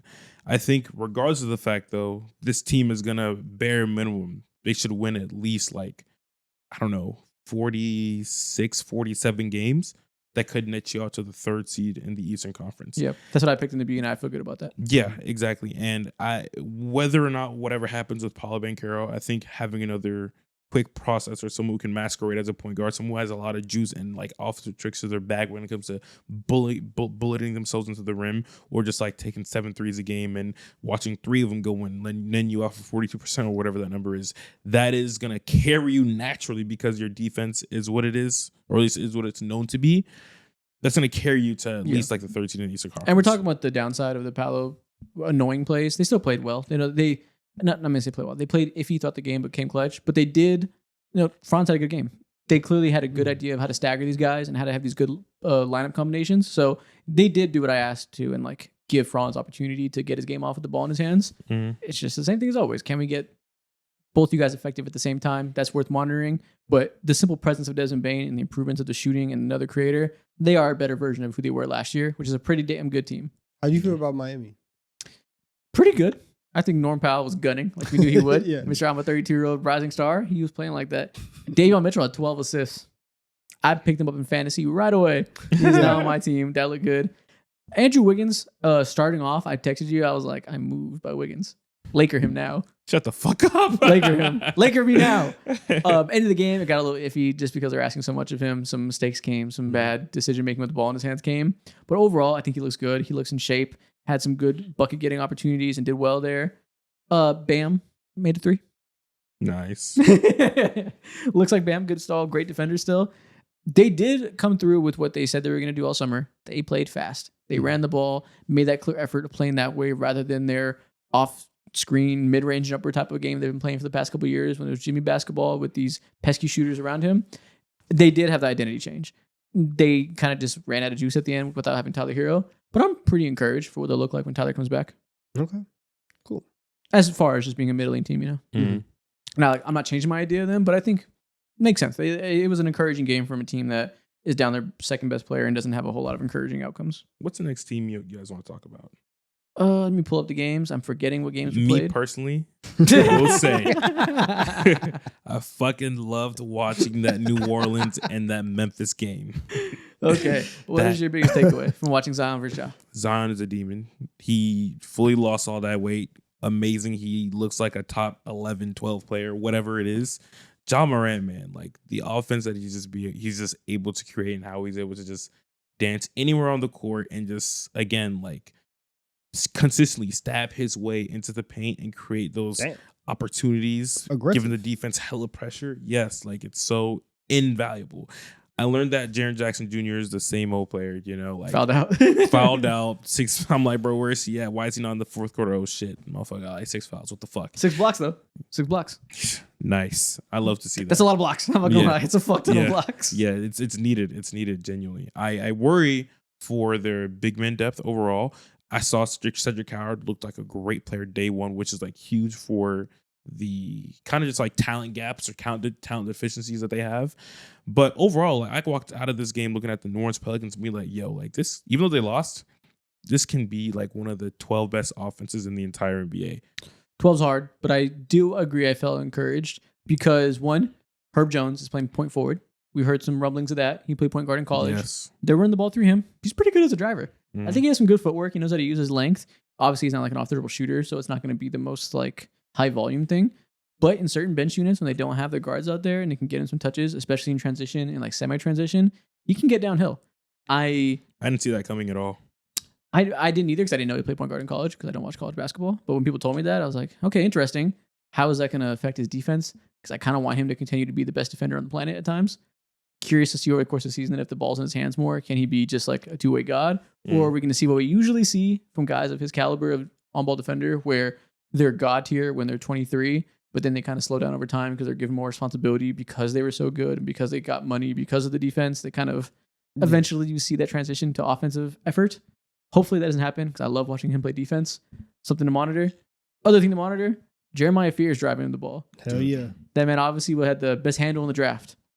We interviewed him at the Combine. I said, you're known for having the best handle in the draft. Before I could follow up with that sentence, he went, yeah. He said, no, he said specifically, yeah. Yeah, Put on the table. Yeah. He was like, you're goddamn right, I do. I was like, I lost my train of thought. You just tried to fucking... And I was like, yeah, star. Or a farmer to my face. But yeah, it stood out. His ability to drive, like, he's obviously a skinny young guy that isn't like physically built out yet. But he had some drives where I'm like, that handle is not just like shifty. It's creative and it's functional. He was creating looks at the rim, getting to these unique driving like layup angles, like off the back iron. Like he can do some stuff with the ball in his hands that creates open looks. That excites me to see how it develops as he gets older. That's yeah. He had one layup where he's going to his left, where he kind of like stops and like kind of like like a little bit jumped back and like welcomed the contact on the layup to keep somebody behind him. And I was like, okay, like this is good. The feel is there. Like the creativity and like understanding of the court is there. Yeah. Initially when that pick happened, I remember myself not necessarily hating it, but being confused considering they just traded for Jordan Poole. But no, I see the vision. He's another like young guard who has a lot of juice offensively. And when it comes to a team like yours who is uniquely built around Zion Williamson, you need guys like that. So great player. I love it. Here's the thing. I don't think you need guys like that, but he's so good at it works. You know what I mean? Like I would think you want like 3-and-D players, you know, but he's so nice that it works. Like obviously you always need good ball handlers. Not to say you don't need that at all, but it wasn't like what I thought was a priority for the roster for what you described, because they had Jordan Poole and like I can understand. he doesn't profile as like a high volume catch and shoot 3-point shooter. Yeah. So I wasn't like, that's the guy that fits with Zion. But when you're just that talented as a driver, you can see it working. Yeah. And shout out to him, but I mean, never let your Jordan Poole stop you from finding your point guard of the future. Like, you know, that is true. It's fine. Good point. Yeah. Yeah. It was more about the fit thing where I'm like, is he going to be a good shooter? I hope he is if he's going to be next to Zion long term. But we also don't know with Zion long term where that's going to live. Yeah. But he did look good. He had a slow start to the game, was missing some shots. He does typical thing for the rest of the game. He does not take open shots. He takes contested layups that are never contested because his touch is the best I've ever seen from the short mid-range area over and over again, whether it was Santi Aldama in front of him, whoever else, Conchar. He just rose up over them from 7 foot out and threw in a layup over their heads. Had a good, strong finish to the game. Overall, had a good game overall. Looked like healthy Zion to me. That game gave me the picture of how I think basically all of the Pelicans games are going to go, where because they got up, they started very, very quickly, and they got up on Memphis. You guys will have a good first half, good first 3 quarters, right? The offense is going to be clicking. Then you're going to need to make some stops. You guys can't stop anybody. And then you're going to end up losing the game. Like, that's kind of how I see their season playing out. And the real question for them is, how big can we get up by in the first half? Can we give ourselves enough cushion for whenever this defense eventually fails us? Because you had that. Also, like, Derek Queen in game 1 wasn't super happy with everything that I saw. So it's like, that's a player I'm fully expecting to suck for his first year. That's going to take time. Yeah, I want to see how he develops over the course of the year. I have no expectations as him being like a early contributor. Dude, they're kind of cuts because Yves Messi, he went ahead and like he rolled the fuck out of his ankle and it looked like he's going to be out. I didn't see any reports this yet, but it looked like a deep roll. So I think he's going to be out for quite a bit. And Kevon Looney's already hurt.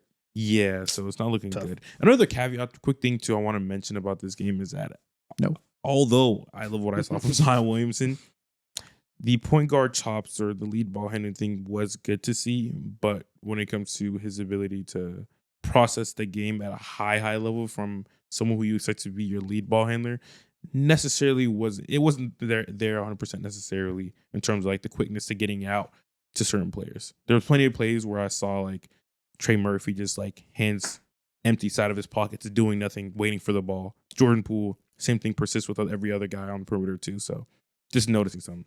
He's pretty good at that, though. I think we've seen a lot of him being able to do that. Yeah. I chopped that up to like new team. You just talked about those guys. Like Jordan Poole's new there. A bunch of new players trying to figure it out. I don't feel as concerned about that part. It's an overreaction. I'm concerned. True. Fuck that. Zion can't pass. You're right. Yep. Overreact. Zion. He's a black hole. He's never passed a day in his life. Next game. The last of the interesting ones, I think. Yeah. Timberwolves versus Pelicans. Another game I watched every second of. My bad. Timberwolves versus Trailblazers. Like, when did this happen? I'm tweaking, man. What? Timberwolves versus Trailblazers. Watched every second of this game. Yeah. Mostly because I was glued into what's going to happen when we have all these young players into the rotation now. Clark, Terrence Shannon Jr., presumably Dillingham, not Dillingham. And we're starting Dante DiVincenzo. What's this new look kind of like? Not a new look. Those guys are there before, but the new configuration of this wing rotation going to be like without Nickeil Alexander-Walker? Fine, I guess, because Anthony Edwards looks like a superhero. The burden he carries, they start Dante DiVincenzo at point guard. That's the headline, is that he's a point guard next to him now, calling to the bench. They start Anthony Edwards at point guard is what happened. And he looked like he could shoulder that burden. It's not like he's not Luka Doncic, he's not Trae Young. He's not going to be some amazing playmaker, but just the things we know about him, the ability to create an advantage every single time he drives, the ability to be a threat to shoot a three every single time you go under a screen, he looked like a superhero. All that glaze that we gave to Wemby would have been given to the Anthony Edwards and the TWolves, but sadly they had to play the Portland Trailblazers, and their game was on League Pass. Anthony Edwards, again, not similar conversations to Wemby, but I will say that motherfucker looks like he's ascending in front of our eyes once again, putting up like 41, 43 points or whatever it was. With Toumani Camara as your main defender, you're not going to see as many defenders in the league at all compared to someone like Toumani Camara and just what the Portland Trailblazers and Chauncey Billups. Free you, not really. Just acknowledging you're not free.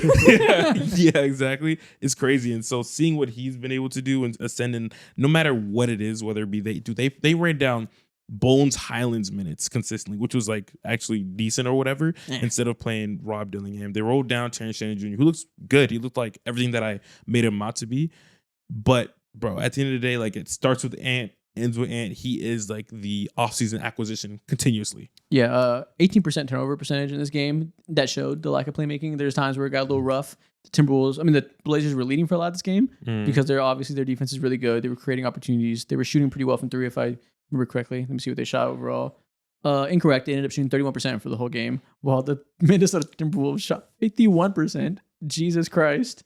But yeah, the Timberwolves were, I keep saying the wrong team. The Trailblazers were able to stay in this game, I think because of some, like around the edges flaws in this Timberwolves roster that we already knew about. We knew about the slowing down of Gobert. That was going to give them some opportunities. We know about the lack of playmaking around Anthony Edwards. That's going to give them some opportunities.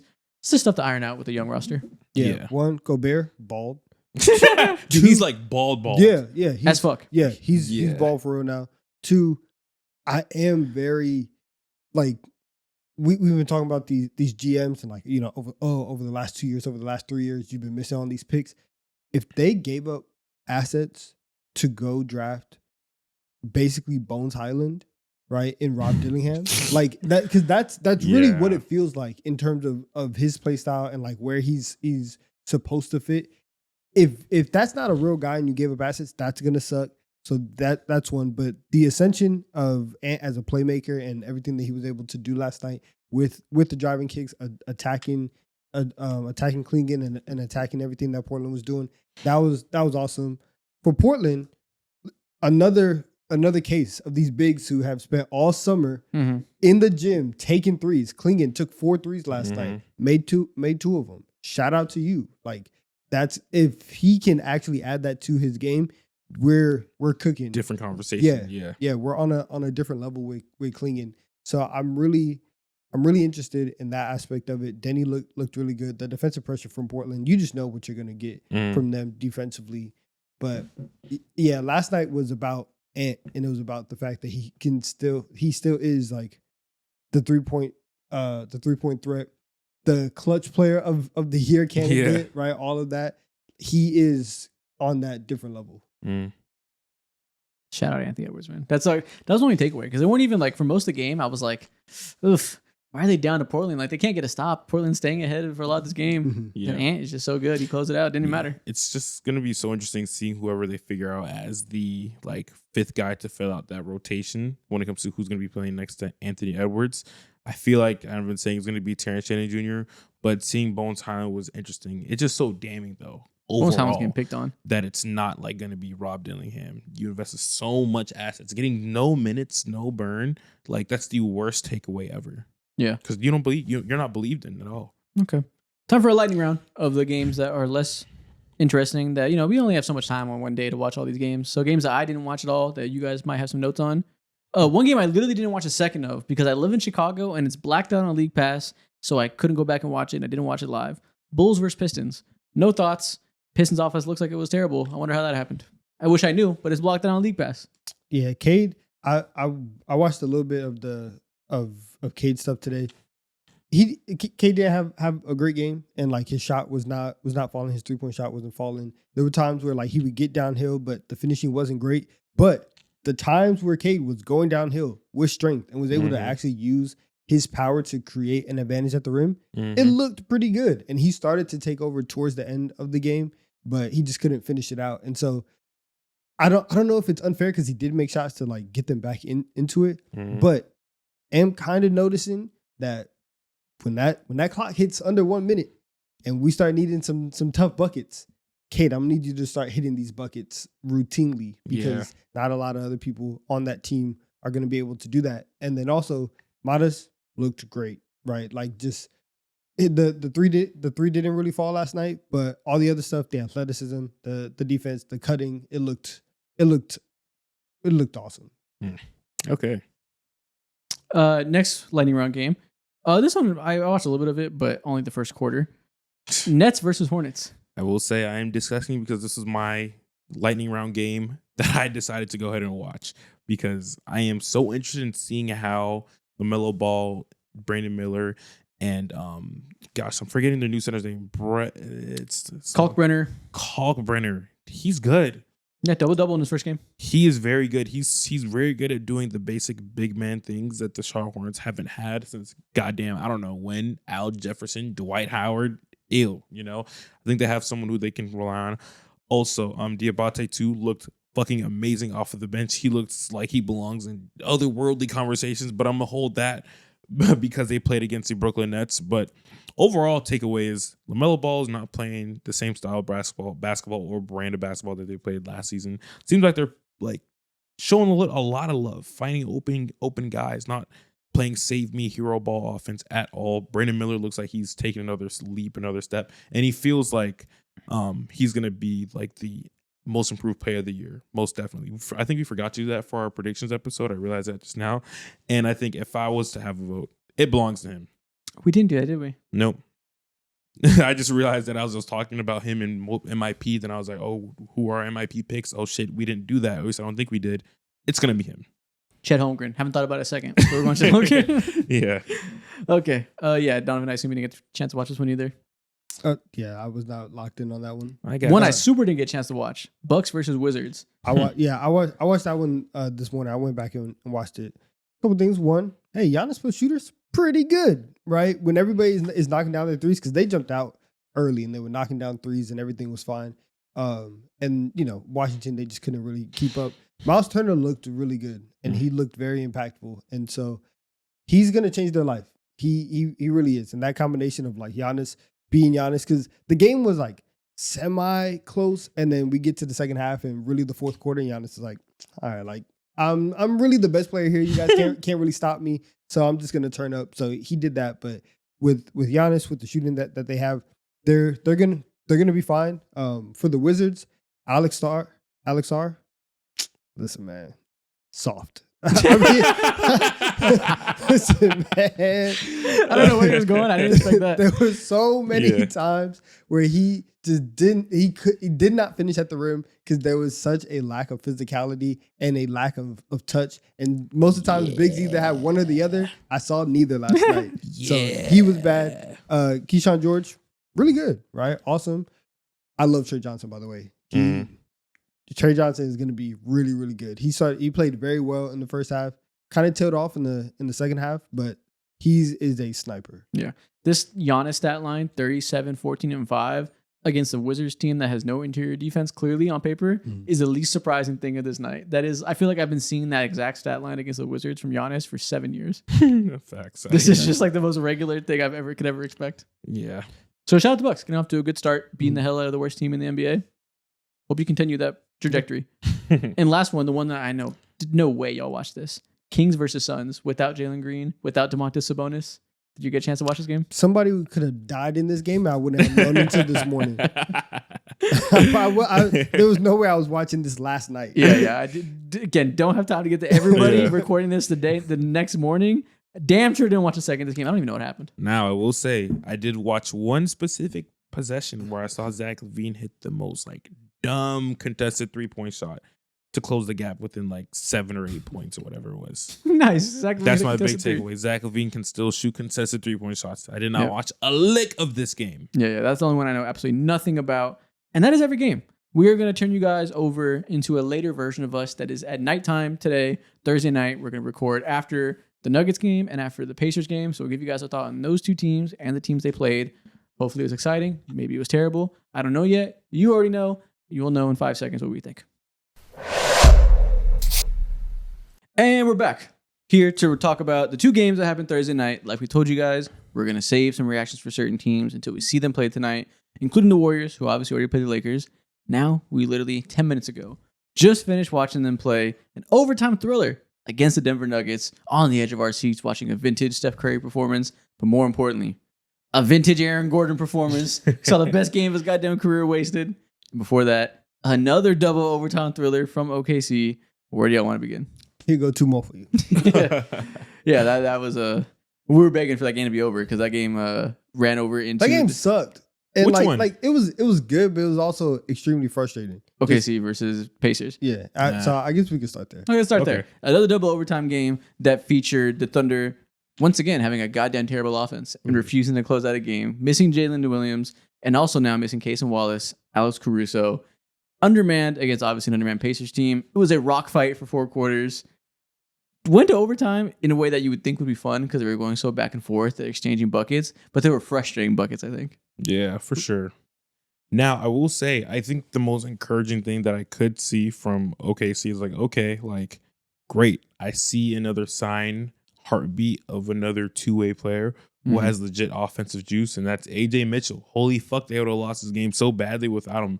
This is another like random role player from that they drafted a couple years ago who came out of fucking nowhere, and he feels like I think my biggest overreaction when it comes to this section for OKC is that they have another guy. Yeah. Biggest overreaction is actually this isn't an overreaction. This is just true.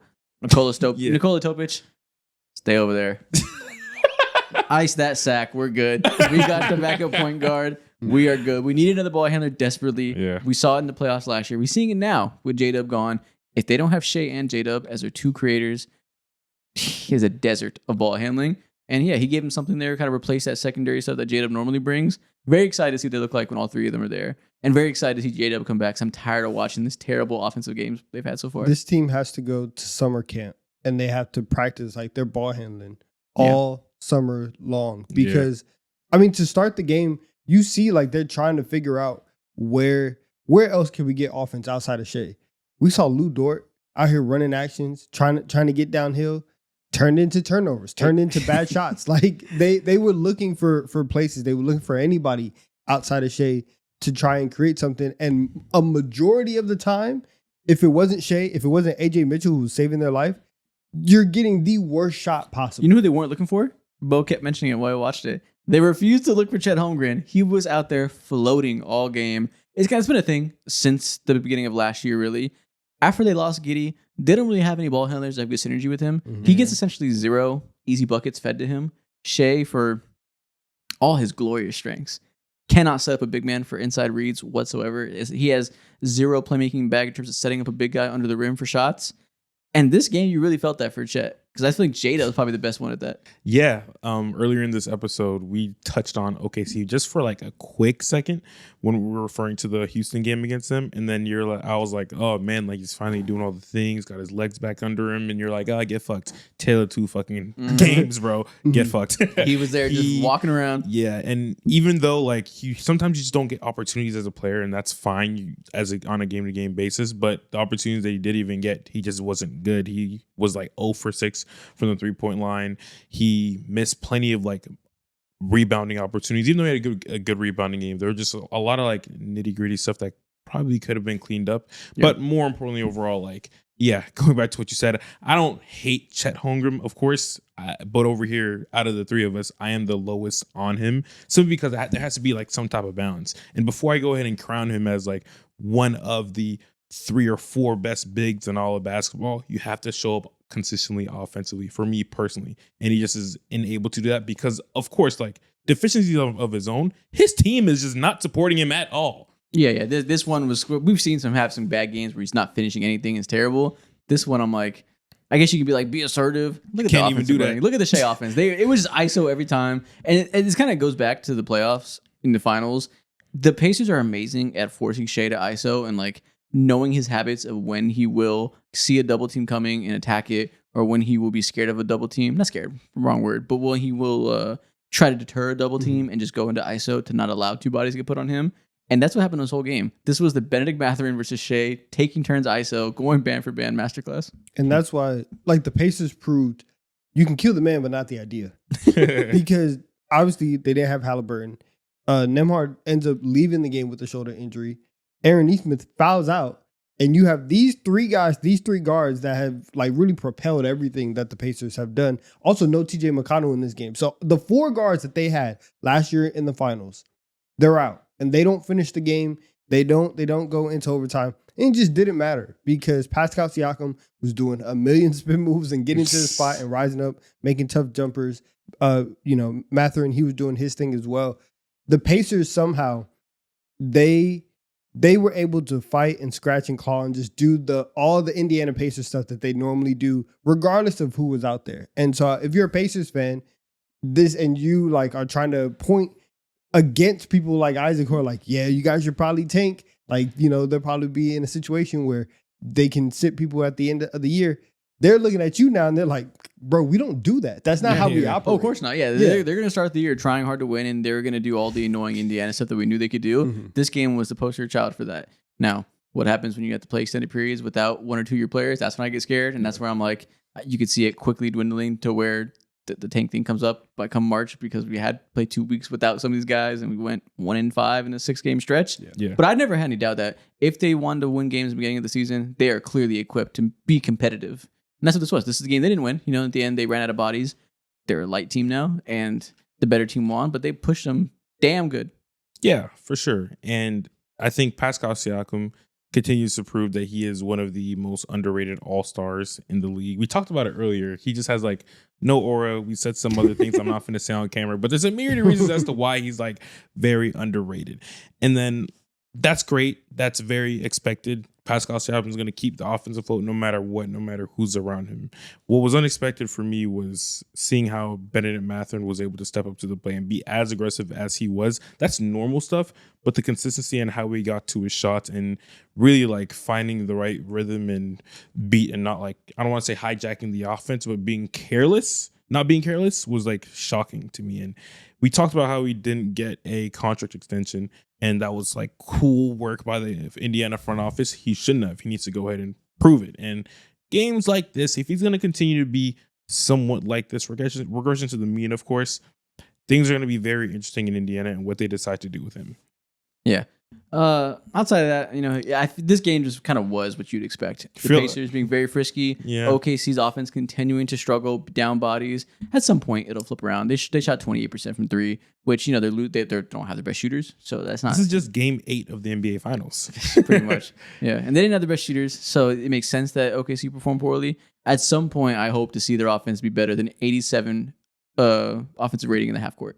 Yeah. And this is also, even with like a weird game, we're gonna sprinkle in that Shea Glaze, because it was like a B minus, like B Shea game. That's crazy. He had 55. Still had 55, and so like that is the like for OKC. That's the part that obviously you can lean on, because even if nobody else can dribble, Shea's gonna be as consistent as anybody, and that he's gonna give you a baseline of anywhere of like 30 points a night if he needs to for the next 2-3 weeks as J-Dub starts to get back. And really, like, who knows whenever he's coming back, but if he needs to score 35, 40, he can do that very consistently, and that's actually something that you can lean on. The thing for OKC really is, can we get Chet to look like the way that he looked in the first 5-6 minutes of the Rockets game, rather than how he looked for the last 45 minutes of this game? That's the thing that you have to figure out. Exactly. And I think the second half of the Rockets game, he kind of just like, the ball didn't find him. He didn't play great, and it wasn't necessarily like, it was just he started strong and didn't close out the game at the same rhythm. This one felt like coaching to me. This one felt like we're getting him no opportunities, and like, how long are we going to do this for? Like, we keep talking about the things of him getting healthy, the things of him taking the next step, right? At a certain point, we do need Mark Daigneault to like allow him to, as a big man, that's obviously not a creator with the ball in his hand necessarily. He can do it secondarily, but he does need to be a play finisher as his primary mode of offensive value. Yeah. We need a better mode of offense to get him going. I agree. I think it kind of goes both ways. I think there's things within himself that he genuinely could be better at. But also, like, there's this one play where Shea had his back to the basket and he was drawing literally 2 defenders, all eyes on him, and Chet was like, throw me the lob, I'm right here, bro. And Shea refused to go ahead and do so. And I think he took some tough shot. And that play right there encapsulates like the Chet Holmgren experience as someone who's not a hater, but I'm just continuously noticing and I'm being a harsh critic. Yeah, it'll probably look better once J-Dub gets back and you can stagger these lineups a little bit more to where Chet can be like the focal point of the offense with some of these second units and start getting him a little bit more looks there. Because I don't like, you mentioned like J-Dub probably has the best chemistry with him. I feel like it's J-Dub and it's Hartenstein, and Hartenstein does a really good job of like he those lobs, feeding Chet lobs and allowing him to be that type of a vertical spacer. It's just hard to do that and play both of them, because now Hartenstein is a non-spacer, and if you're playing like Lou Dort, you're playing anybody else, the spacing and the way that the offense works, it just gets a little clunky at this point in time when you don't have your whole arsenal of players. So once Topic comes back, once J-Dub comes back, and if AJ Mitchell keeps this up and you feel like you can hand him the keys for 4 minutes or whatever, maybe those are spots where Chet can start, gaining even more trust of Dagnall to run the offense and grow and do all those things. Yeah, he needs to shoot better from three. That's the part where like you just got to make your threes. That's like the baseline. You playing the power forward, like you're gonna have to be a good jump shooter. It's not the best thing for him to play the power forward, like his own production. Tough shit. Hit the threes so we can make this happen and like actually make it make sense. Otherwise, the offense is gonna be stagnant. Yeah. But the inside the arc scoring, like he's never gonna be some guy that's primarily self-created in that way. He needs to be a play finisher. That's his role. Be a guy who can roll with the best of them. Hopefully pick and pop, and then obviously the defensive value is immense. You said he's obviously has things to fix himself. Yeah, he'll always be flawed in terms of like getting his own buckets. But if we can make him a actual guy that has an opportunity to provide value without the ball in his hands, this team's gonna go a lot further offensively. Oh, for sure. If he played with like a Cade Cunningham or like a Darius Garland or something like that, or a Trey Young or whatever, like pass first point guard that you want to throw out there, he's averaging a cool like 18 a game easily in his sleep. Easily. With all those lob opportunities and just like short roll pass opportunities that all these other guards would like give, and naturally Shea just doesn't veer towards that way. He's not a poor playmaker, but that's something he really has to genuinely be cognizant of. He's a poor interior playmaker for sure. Oh, poor for sure. Yeah, Shea can set up threes, and like he's clearly we've seen him lead offense last year. They won a championship, but he's pretty terrible at setting up big men. That's also Shea and his 3-point shot through first 2 games. It's looking kind of shaky. Is looking kind of bad for a guy who is as prolific of a scorer as he is. It's weird that every time he puts up a 3, I think it's not going in. Yeah. Hasn't been a whole team. It's just been such a cold stretch shooting from 3. That's really the headline. We're bearing the lead. The team can't make threes right now, and it's making everything look worse. Yeah, and yet they're still 2-0 because they're the OKC Thunder. We grade them on a curve. Being harsh critics. We're spending a lot of time talking about a team that just won 2 nail-biting victories. Yeah, come in clutch, but high standards. 2-1 on the way. Do 2 back-to-back double OT games. If they don't lose this next game, that's crazy. Young legs are wild. Yeah. Sheesh, man. Who do they play next? The Atlanta Hawks. That's right. On Saturday night. Play Atlanta Hawks. You guys better beat this tired-ass team. It's undermanned. However, the Hawks are going to be tired too because they play the Magic tomorrow on the day that this comes out. So they'll be on the second night of a back-to-back too. I guess the Magic too, they're going to get beat up. Trey's going to be bruised. Yeah. Listen, man. Never mind. I have my hopes up. We're good. Don't worry about this. You're Stay screwed. over there. You know who else is good? Golden State Warriors, now 2-0. Let's talk about them coming off of a victory, beating the Denver Nuggets in overtime. We mentioned it. 50 points from Aaron Gordon. And they didn't win. And they didn't win because the Golden State Warriors. Dude, do you know how pissed I'll be if I was Aaron Gordon? You telling me I hit 10 threes and I give you 50? Wall sits everybody right now. I don't give a fuck. You too, Jokic. What the fuck is this? That's crazy. Denver led for most of the game. Look at that big stretch. That big blue giant arc you see from the 5-minute mark over into after halftime. That's Aaron Gordon time, baby. He was going nuts. Jokic wasn't having to do a whole lot. But in the end, Golden State came clutch. They are as good as we thought they were at the end of last season. And as good as we expected them to be coming this year, right? We said if they're healthy, this team is going to be clicking. I don't know if it'll be 27-3 or whatever crazy record it was at the end of last year. I can't remember exactly. That's like insane. That what pace was that? It was like a 65-win pace. That was crazy. It's probably not sustainable to that degree, but it was real. As soon as you got Jimmy Butler up, you're saying this defense is going to be special when you have Jimmy and you have Draymond and you allow them to be menaces defensively, doing all the high IQ stuff they do, and make this new just foul grifting section into their game that they didn't have before, give them that baseline of free throws to supplement everything Steph and Draymond do. They're real. They are a force, a two-way team. The question only is, this team is old. Can they withstand a Jimmy Butler injury that'll inevitably happen at some point? He always misses games, all this stuff. But when they're whole like they are now, this is a damn good team. I agree. If the playoffs started now, bro, they would easily be like one of the 2 or 3 most dangerous teams in the Western Conference. Yeah. Issue is they have to go through 80 games first, and that's like still, again, going back to what you said, a big question mark when it comes to their old legs. And we've been talking about it since our predictions episode last week, and really for the weeks before that. The whole West is so tight, specifically 4 through 8 or 9. If we're giving the Rockets number 3 as like a tier of their own, Denver number 2, tier of their own, OKC number 1, obviously. After that, all the teams in that range, Minnesota, Clippers, Lakers, Warriors, I can't throw whoever else you want there, right? That tier is so unbelievably close. There's really no way to predict it before the season started. We'll see if we feel like all those teams stay there, Los Angeles teams. But on paper, those teams are so close together. Who knows which way they'll go, right? At this point, you got to feel the best about the Warriors while they're whole. Especially if Steph Curry is doing Steph Curry things, right? Dropping 42, taking over, having stretches in this game where he's scoring 13 straight, 16 straight, putting everybody on his back. It's awesome. And he's come out and he's played very well for the first 2 games. I really like their closing lineup of him, Kuminga, Jimmy, Draymond, and Horford. And it sounds weird because just 3 days ago, I would have hated it because I was not a massive fan of Jonathan Kuminga. He's played very well over the course of the first 2 games. It looks like somebody who's playing for a contract. It looks like somebody who has sat up in his chair. And we were talking about it during the games. It's not just the shooting that has improved. He's making nice reads. He's making good plays with the basketball and making the extra pass and being somebody that looks like he's actually integrated into the offense and is buying into what Golden State's doing. And so if you have that aspect in that closing 5 lineup where the other 4 guys are obviously very experienced, very smart, have played in finals and won championships, all that stuff, that gives them the athleticism boost that you need. And if it doesn't stay, that's still kind of fine because you have a rotating cast of guys. You have Pods. You have Buddy Hield for moments, right? Yeah. Whatever. But you have people that you can put in there and feel good about. But that specific 5, I really liked it. Yeah, I guess that's overreaction, right? If we're giving one overreaction for every team. For the Warriors, it's Kuminga's the guy. He figured it out. He's here to stay. This is the idealized version of him.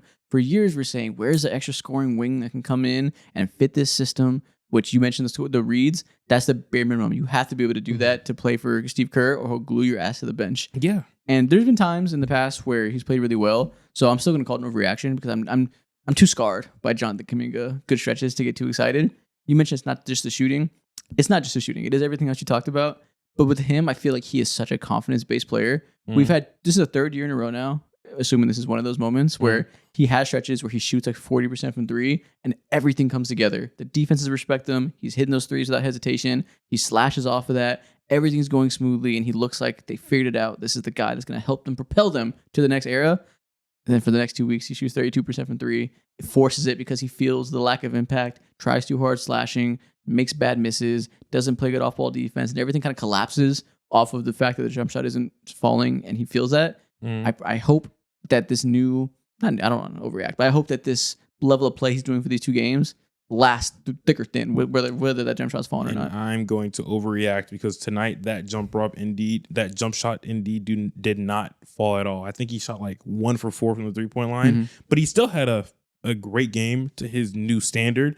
There was this play where towards the end of the game, I think it was around the 4th quarter or overtime, where he double teamed some guy I think it was Jamal Murray, baited into a double team with Draymond Green, and he specifically was able to cause enough disruption and diffuse some vision, and he was able to get someone to throw a bad pass. Steph Curry caught it, then he ran down the court, did a quick Euro step, and he got an easy 2 points. It's little stuff like that, which is like the screening, the rebounding, the simple passes is what boosts up his value so much because of his athleticism. And then, of course, like once in a while, he's going to give you the random bully ball moments that's ultra valuable that no one on this team can do. So there's that. You got Pods like playing within himself, not asking him to do too much. And then also, too, like these guys are just going back to what you said about their defense, special defense. This is now game 2 where they have Al Horford and Draymond Green. These are the 2 best big men defenders in the entire NBA, giving opposing teams bigs fucking issues, bro. Yeah, just doing again. I mentioned Jimmy and Draymond being smart. I didn't even add an Al Horford there. Also smart as hell. Yeah, and Steph's been defending well. Also smart as hell defensively, especially with the chemistry with him and Draymond over the years of not letting Steph get attacked. They kind of understand the reads and how to save him. Beautiful. If this Kuminga thing is real, hoping it is for him, that'll be the biggest swing factor in like our power rankings. Because obviously, like we did our preseason predictions, and like that was like trying to like think about what's going to happen over the course of the season and like account for wear and tear and all this stuff. When we get about 20 games in the season, we'll do our first power rankings of the season where we talk about how good the teams are right now. At this point, the Warriors are when they just beat the Nuggets. So the Warriors are in the running for number 2 in the West. Mhm. Yeah. This could be a top 5 team in the NBA come 20 games if they're still whole. Facts. Easily. And the Nuggets can also be there. And I think, I mean, obviously, like they have Jokic, and you know, Jokic stinks tonight. Jamal Murray looked good. Aaron Gordon obviously looked good. I think that his shooting carrying over to this season and last year not just being like a 1-year wonder of I'm just gonna, you know, just pop off and shoot crazy and then I'm gonna go back down to what my normal shooting splits have been for the rest of my career. Obviously, that's massive. For them, the overreaction is did they mess up by trading by trading away MPJ for Cam Johnson? Because today he didn't make a massive impact. Until you see what MPJ did in the first game, you're like, nope, I think we're fine either way. You saw 5 for 15. I think we'll live. But yeah. That's the overreaction. Is Cam Johnson the guy? And yeah, you're right. It's an overreaction for that one for a reason. Nobody's really worried. But you didn't get to see him get going today. I guess the defense is the bigger question for this game. You know, clearly they got walked down in the end. The point of attack defense is the thing, but I kind of feel the same way I felt about the Lakers loss, where I'm like, the Warriors are just clicking right now. Mhm. I'm not really taking away much other than the Warriors are really good right now, and they're hard to deal with, especially on a bad Jokic game. Yeah, I agree. It's hard to take away too much when it comes to Jokic shooting like 8 for 23 and 2 for 11 from the 3-point line. Like those things are just, they don't happen Yeah, too it's often. kind of is what it is. It's a bad Yeah. Jokic game. One thing we mentioned when we were watching the game, I kept saying Bruce Brown kept getting these rebounds and pushing your transition, where I was about to say that looked like Russell Westbrook. He's kind of filling that void that he left, but then he missed a shot, and I was like, damn, I know I can't say that. Yeah. And you were like, sounds like Russ. So yeah, shout out Bruce Brown fitting in well right away. Jonas Valanciunas was large. He was out there. He was playing basketball. I also made a comment to you that it's remarkable how much he moves like Jokic when you see them together. Yeah. They have very similar big guy movement patterns. Not necessarily a compliment, but it's an observation. No hip mobility and no lower back flexibility. But yeah, they'll be fine. TBD, what goes on with them. Want to see them against more teams. I'm just really happy. Not happy, just very like encouraged by the Warriors. Yeah. That's these first 2 games to win in the fashion that they did in terms of like in game 1 being able to really control the game, and then in this one be down at home and be able to walk down the Nuggets and walk down Jokic. They're complete, man. Very solid start. I hope they stay healthy, because I really hope we can see this Steph Curry, Draymond Green duo get another run in them. Because obviously last year we were very excited about them going to the playoff time. Steph immediately gets injured, and it's like, fuck that. It just takes the air out of your lung because you don't know how many years they have left with these guys who at any point can and probably will get injured. We thought to withstand that. I also find interesting that this is the year where we have like the least conviction about any team in the West, where like every time our whole predictions episode, when we got to this range, really after 1, we can throw the Nuggets in there. It's like 2 through 7. It's like I can see it here. I Yeah. can see it there. like we put the Warriors like 6 or 7 because of health stuff. None of us are shocked they're good. We all were like, yeah, this team's good. Whoever you put at 6, this team's good. Whoever you put at 5, this team's good. Yeah. I don't feel courage about any order there. Like you tell me they're 2 or they're 7, cool. You tell me the Clippers are 2 or they're 7, cool. Like all these teams can be in any order. They're all just really good. Yeah, man. But I do have an inkling of a feeling if the Warriors keep on doing these things, which is persisting on being one of the better defenses in the NBA, Kuminga being this huge boost, imagine what's going to happen when Moody comes in and takes away that random rookie's name. What's his name? Who just like, you know, we talked about how Steve Kerr loves these random Will rookies. Richard. Yeah, He's takes playing him well though. He's making doing shots. good. Like, yo, Steve Kerr is the king of just having random rookies buy into Warriors basketball. Last year it was like Guy Santos. The year before that, it was just there's so many other random guys. If we could guarantee the Warriors stay healthy, are they 3 or 4 in our power rankings? I think if I'm guaranteeing health, I see them being 3. Let's say we guarantee 100%. everybody's full health and nobody has injuries to deal with at all. 3. I think this is the team that I have the least amount of questions for compared to everyone else. Could you think about putting them above Denver? I could think about I can't do that. Maybe It would be debate. They'd be the same tier, I think. they'd probably be 3, and I would probably drop Houston out just because their offense was so clunky. Yeah. And I do think that even then, like Houston last year, like we knew that their offense was clunky, and it was still going to be like a toss up in between them and Golden State in the playoff round. And now that you add KD into that mix, I'm not really sure, but so like that would be the debate for me. But they got KD. We got Al Horford. Fair. Allow it.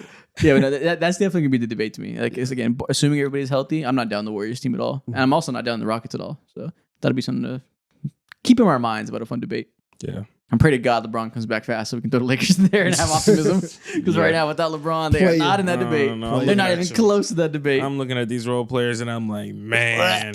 Yeah, LeBron, come back. Give us a chance to put you in these conversations. Yeah, man. If the drama's true and LeBron is out of here, they're not touching these combos. There was this one video on Twitter, insane reach, but I don't think it was like a reach for nothing. It was just a funny talking point where it showcased every time a certain player like Luka or whoever it is, Austin Reeves, did like some cool big play or whatever. LeBron just like this. He's not clapping or anything, just stale faced the entire time. I saw there's obviously a bunch of discourse about that, and people were reading into it to a hilarious degree. Yeah. We should talk about it earlier in the Lakers section, but we forgot. I know. I saw a tweet that this is my new stance on this. Someone said, y'all must not know how it feels to have a sciatica nerve pinch. Not shit is funny. It's hard to walk. And I kind of buy that it's really uncomfortable to have sciatica. Yeah. So he's sitting there like, I don't want to be here right now. I want to be home doing fucking treatment on my back so I can play, but I got to be courtside. Of course I'm not geeked. I'm not going to have a good time right now. I kind of buy that probably is the case. Man, if it's like that serious, hang it up. There's just no point in showing up for the rest of the just hang it up, bruh. I mean, it just hurts. It's not going to fall apart. Until he falls apart. Because it hurts. Like, I've never heard anybody that has had any like back issue just be like, yeah, you know, I took a little Advil and I was fine. There's always like, I wanted to die. Yeah. That was the worst experience of my life. I think they say at this point when you're recovering from sciatica, it's there's no treatment for it. You just have to just like let it pass because it's a pinched nerve and it's like pain resistance at that point. Yeah. And it just hurts real bad and you can't do anything about it. Man up, bro. Man up. That limits your mobility. You can't do anything. You just gotta hope you wake up and it's gone. Yeah. God damn, man. This is so sad. Sciatica, take me. No, don't take me. Don't give me sciatica. I pulled my back lifting numerous times and like pulling a muscle or something. Not fun. I couldn't imagine having sciatica and it just like lingers for days. And trying to play NBA basketball. I would fucking die. Yeah. I'd sometimes like lay on my couch and just like stay stiff. I'm like, I couldn't imagine for weeks on end. Yeah. And people want me to go out there and they're going to yell at me and call me a brat for sitting on the sideline being unhappy about it. For not clapping or pumping your fists. Call me an immature child. Kick rocks. I'm 40. Fuck you. Kick rocks. My son's next to me. I don't want to see my son right now. I'm pissed. Okay, well, that's our reaction to these two games. Excited for the Warriors. Annoyed by the Thunder offense. Bring it back. TBD on Denver. We'll see what happens with them. And just happy to watch the Patriots play basketball. Exactly, man. Whatever they do is whatever they do. Evil's still alive in the world. Yeah. And with that being said, I think it's time. For the first ever opening night TikTok time of the 2025-2026 season. I feel like this year will be historic, generational for us. New memes, new inside jokes, new crayons to munch on. More generational than 2025 when the Lakers got Luka Doncic? All right, you're just ruining my vibe. We move. Let's go to TikTok time. Welcome to TikTok time. Today, we are once again going to begin with the draft. Somehow, I found a draft topic that we've never done before. Word? We are going to draft NBA teams with only players whose name is alliteration. Mm-hmm. Okay, interesting. Now, for the people who can't read, what does that mean? Alliteration is typically when two words begin with the same letter or sound. And we're not going to be too lenient with it. We're going to be very lenient with it. It doesn't got to be necessarily the same sound, just the same letter. So a double D name, a double J name, Jalen Johnson, stuff like that. Gotcha. Okay, the Bull draft. Let's do it. The Bull draft. I dare you to draft Bull. Draft order is Donovan, me, Mojo99 in third. Donovan, where are we going with the first player in the alliteration draft? First player in the alliteration draft, we are going old school, big man, Moses Malone. I completely forgot about Moses Malone already. Damn. We going all time. Okay. Mm-hmm. Oh, you were prepared for all time? No, I thought we was doing current. Nope, Okay. nope. You're fucked, buddy. Let's do I it. will go Paul Pierce at the 3. Mm. I forgot Moses Malone. I would have got him anyways, but damn. Yeah, I completely forgot about. I always just forget about Moses Malone in fucking NBA history. See, and that's the I don't problem. That's the issue. Okay. No respect for the elders. Okay. He probably is the most underrated player ever for the new gen that like don't even think about him as an entity. He's up there. Okay, so at my 1, give me Cade Cunningham. Damn it. And at my 2, at my 2, give me Dyson Daniels. Damn, that's early. Yeah, Dyson Daniels. How to get your guy early? All right. Yeah. You already got your point guard. Listen, I don't have very many point guards written down. Give me Rajon Rondo. Give me the synergy with Paul Pierce. I can't risk it. Were you going to pick him? Yes, I would. Yeah, thank God. I would have picked Peyton Pritchard. I don't want that. That is tough. All right, I got Moses Malone. Yeah. Listen, he can hold everything down in the paint, and I need people who could do it on the wing. At my small forward, Iceman, George Gervin. Does that count? George Gervin. It is 2 G's. Yes, It's 2 G's, but it's not necessarily. Are we letting that rock? I think it counts. Okay, if it's 2, George If it's not, it's okay because I can go somewhere else. okay, good. Okay, at the 2, give me my guy, Mr. Triple Threat ISO Joe. Okay, Joe Johnson. Okay. I said the 2 or 3. At the 2. Okay. I mean, should we let him have George Gervin? We did say we're gonna be lenient with it, but he brought it up. He already, yeah. That was the only reason why. Like that was one of the names that was like an if. I just want to be fair. I think it should have slid. I think it should have slid. You can still pick him if you want to give him. If it slides, then cool. Then put him at 3. Okay, so what you got? Joe Johnson and then George Gervin at the 3. Okay. Okay.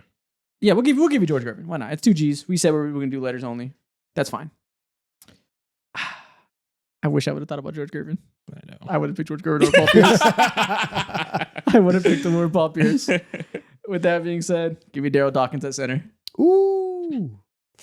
Give me Double D.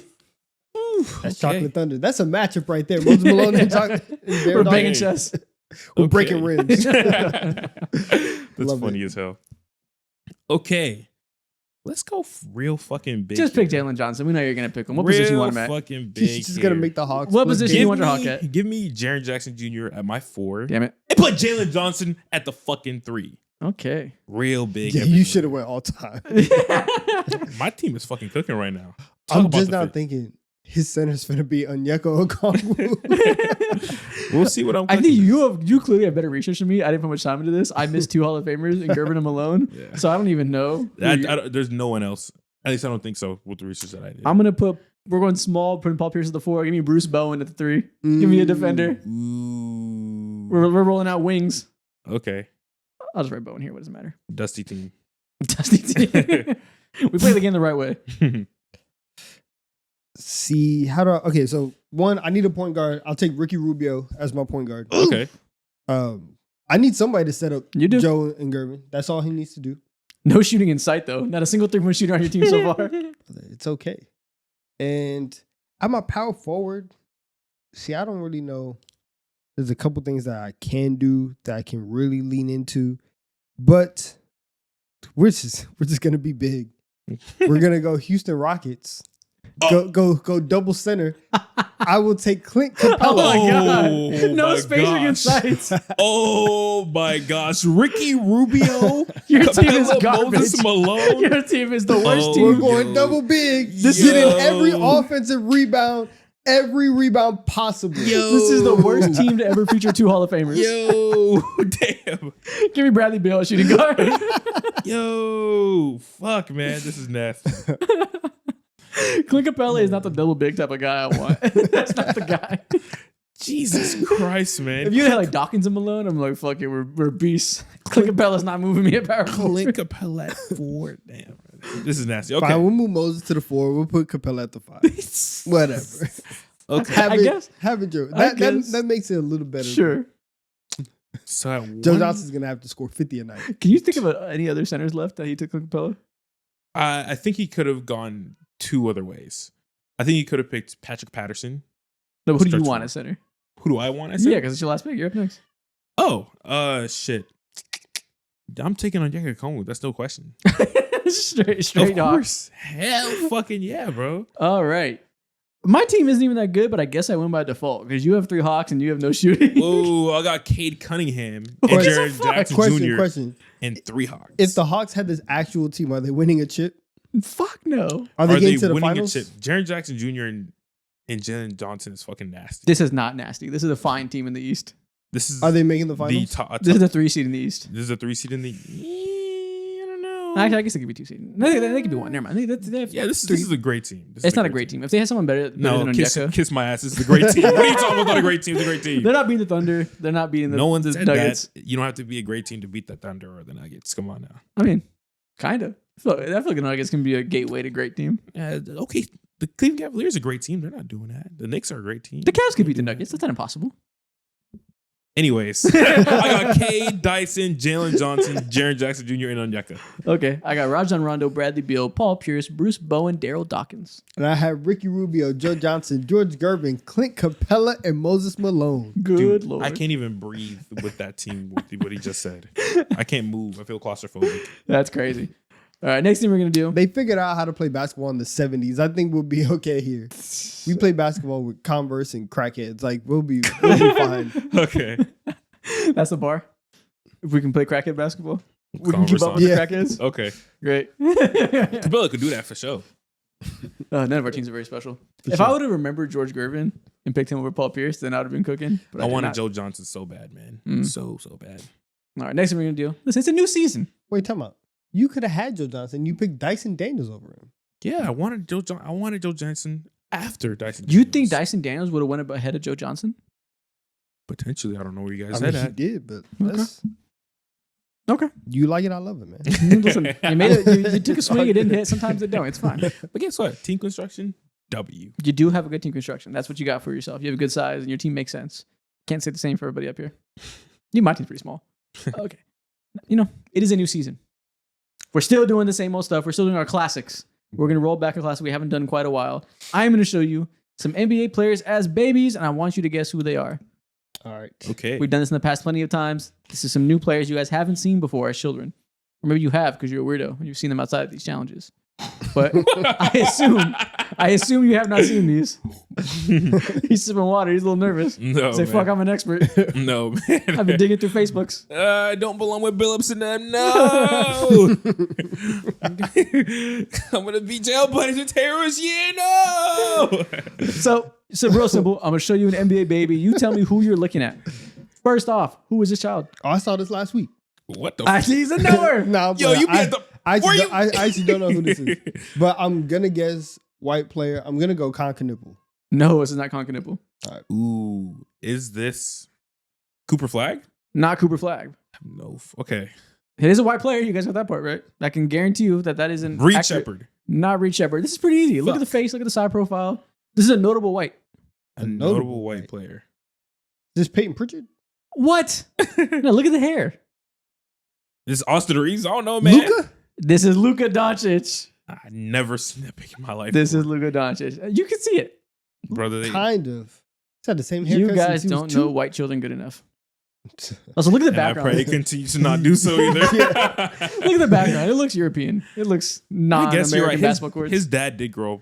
I think it was a coach or some shit. So Yeah, it's not recognizable to the American eye when you use a basketball court. Okay. The American mind cannot comprehend European basketball courts. Next up, who is this child? Kristaps Porzingis. Paulo Banchero. It looks like Paulo, dude. It looks more like right Paulo. now. But that is Kristaps Porzingis. There are several pictures online with him with cornrows. Yeah, bro. He was apparently a big AI fan. AI fan, Melo fan. Yeah. This is what cornrows. This is He what they he did. just appreciated the rose. Exactly. That's what he Bro. did. Where's he from again? Latvia. Bro, Latvian kid running around the streets of cornrows. Brother, man. You I, should have known he was I special. promise you right now, He was saying it. there was not one think piece in Latvia about cornrows. He wore these freely. Nobody pressed him. God, man. Yeah, that's KP. You can see it in the eyes. That looks exactly like he does now. Yeah. Next up, who is this child? Who the hell is this Justin Bieber ass baby? What the hell? What's going on? It's like a 13-year-old that cheated. I will say this is the easiest one yet. Smiley as fuck. I actually don't know who this I don't know. Wait, my mind is processing right now. Is this Josh Giddey? This is Josh. Yeah. Okay. You know that meme from the really old one? It says, "I know she runs at McDonald's like the Navy." Oh, I think so. That's what he looks like. Wow. I will not man. elaborate. Oh, yeah, I know. I can't. It was like he was on a TV show, a specific one. Next up, who is this child? Ew, was that Modest? No, it's not modest. Is this Jokic? That is not Jokic. I'm thinking of. This is not modest. I'm just thinking about some of the bigger players in the league. Bigger why players. Because they had chubby cheeks as a baby. They're probably big today. Maybe. Yeah, it sticks with you. Listen, correlation is correlation. Into you. This is not Reed Shepherd? This is not Reed Shepherd. Damn, Reed. Wow. Okay, so what? Like, am I off base thinking that they have like a rounder face at least? Not Reed Shepherd. Okay. Yes, not around your face. Not a rounder face. Okay. Just Kevin Herter? Nah, he's a ginger. That is not red hair. Okay. I will say this player isn't still blonde. He isn't blonde no more. He's dyeing his hair. No, I don't think he dyed his hair. Just his picture makes it look lighter, and he like outgrew it. Okay. Wow. He plays on a team of somebody we mentioned already. In fact, you guys have said his name already today. It's Colin Cunningham. Why? What? No. He doesn't. No. Cooper Flag? No. Not Cooper This is Flag. Austin Reeves. Wow, he's changed. Doesn't look like at all, bro. Bro, I had this theory that I told you off pod, man. What is it? They be shapeshifters, man. I can't tell. Who be shapeshifters? Bro, these white babies, they be looking so different. It's crazy. I can't tell. They don't look the same at all. This looks more like Reed Shepherd than Austin Reeves. Next up, who is this? Who is that? Basketball never stops. This Chet? Broken arm. He does stay with the broken bone. This is Chet Holmgren. That's what gave it away, man. That broken ass bone. It checks out. Wow, we were talking about he just breaks bones. That's unlucky. It doesn't happen that often. We might have just got another example. Your injury prone theory is starting to. He be breaking bones. He does not drink his milk. I'm noticing something right now. Holy fuck, Chet. He needs to lock in. He does. Next up, insure. who is this baby? Who the fuck is that? Who the fuck is that? Who has eyes like that? I'm sure. See, now the Adonis. He looks like that meme of Miley Cyrus, the eyes all big. Yeah. The ones like this, like their eyes always start to like shift. So maybe his eyes Again, shapeshifters. This is Dyson Daniels? What the hell did you just say to me? What the fuck did he just say? That's the worst guess I've heard in my life.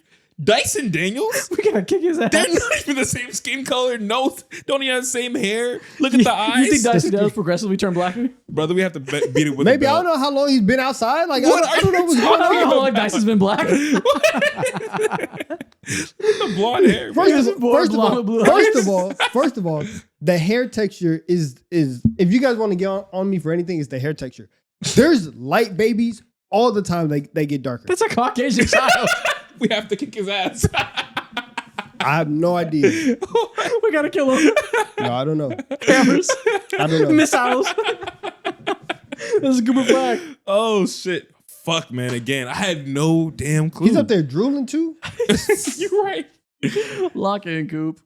Damn, bro. I have on, no man. idea who that Hold is, your head man. up. Dyson Daniels might be the funniest guess in teacher history. That is the worst guess ever. Holy shit. There's never been a baby that looks less like Dyson Daniels. Oh my god, bro. Dyson Daniels, what the fuck? I don't know why it's so funny. Dyson Daniels. He's black. Y'all act like y'all haven't seen like white black babies before. You know, if Now blue eyes. yeah, the blue eyes like that and the blonde hair. People have crazy eyes all the time. Dude, when that baby they're is kids. pure blood. It's so clear. It has a little flash on him. I don't know. He could be a little bit darker, and the flash brighten him up. Next up, who is this Is he child? dead now? This got to be Walker Kessler. This is Jerry West.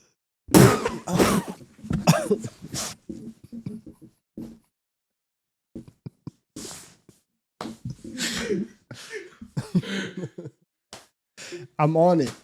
I'm on it. They don't make baby pictures like this anymore. This is clearly a classic. Like you can't even go. You know what I'm saying? They don't sell this at the package at Sears anymore.